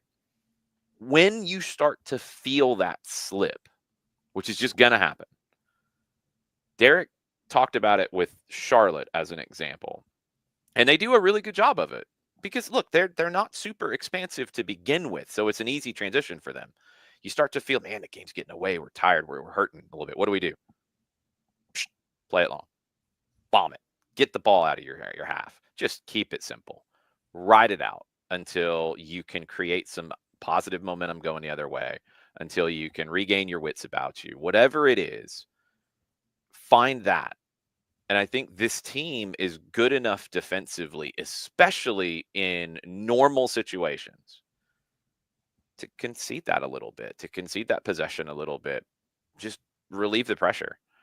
And you are striving for something in the way that this team plays that is very top, very high up here. And it's a great vision to have, and it's a great goal to have. It's impossible to be there for 90 minutes every single game. You just can't.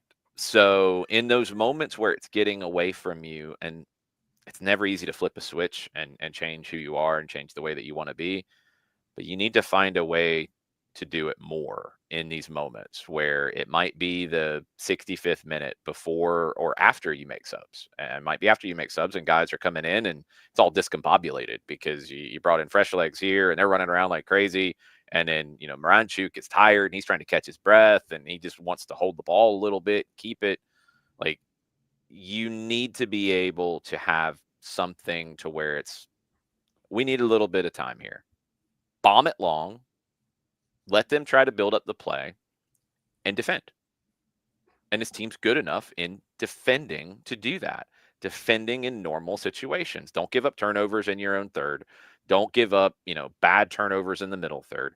Don't give up dangerous free kicks. Don't have those transition moments hurt you. When you're set to defend, this team's good.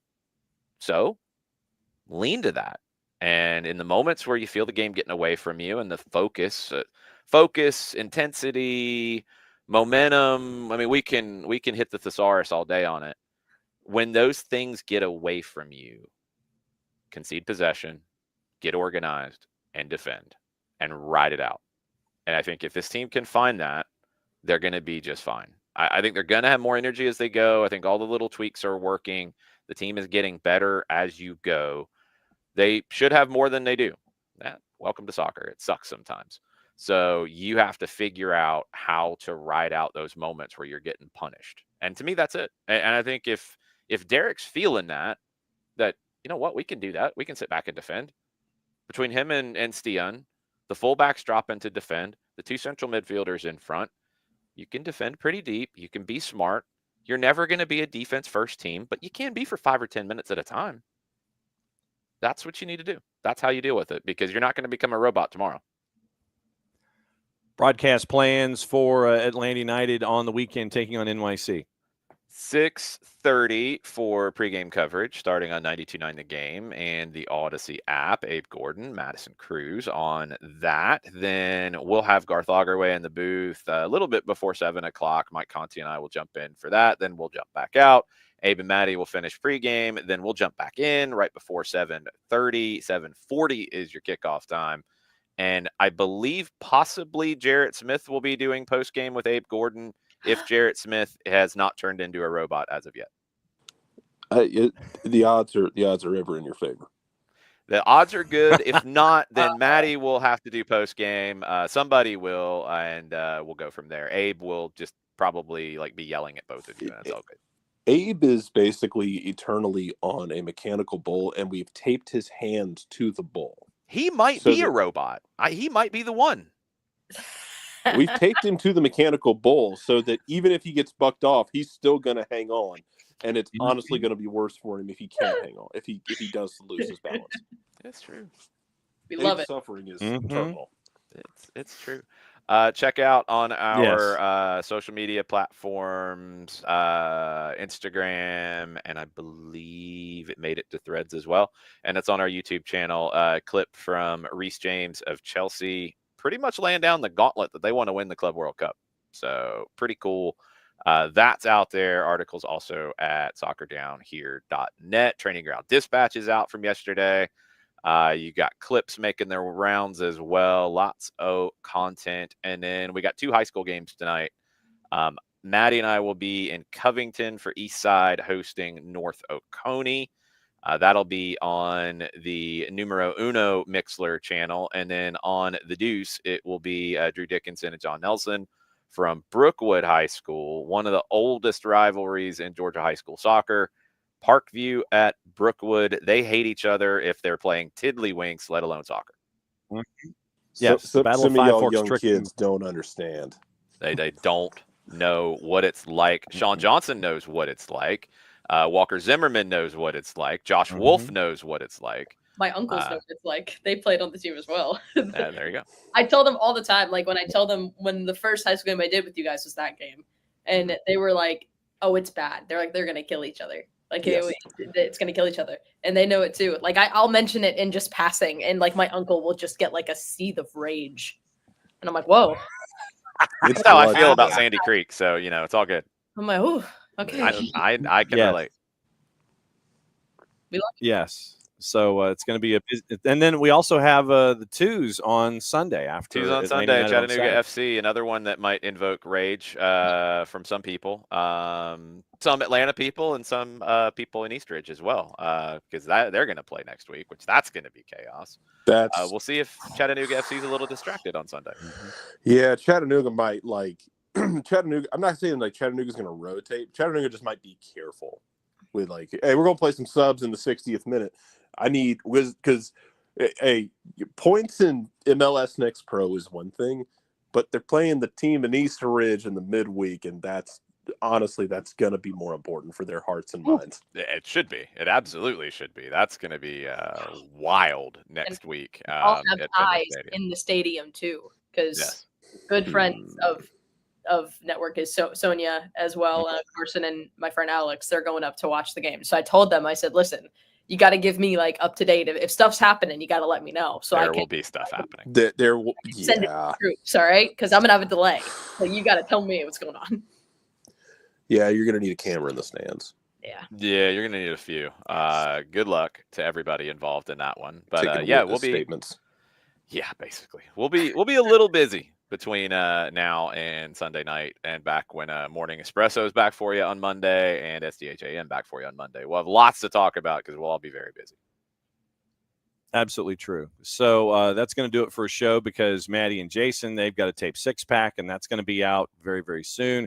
We're going to catch up with Steve Cook. That's going to be a part of our conversation, getting us ready for the twos in Chattanooga. So busy weekend across the board high school this afternoon on the Deuce and on the Mothership. So for Jarrett, for Maddie, and this is just me looking at it, and so down that way is Jason, at least in my. Please don't hurt yourself. So what? You just broke your wrist trying to point in a certain direction. What are you doing? I was trying to do it with my left hand, but I have to go that way. Are you doing the Macarena? What are you doing?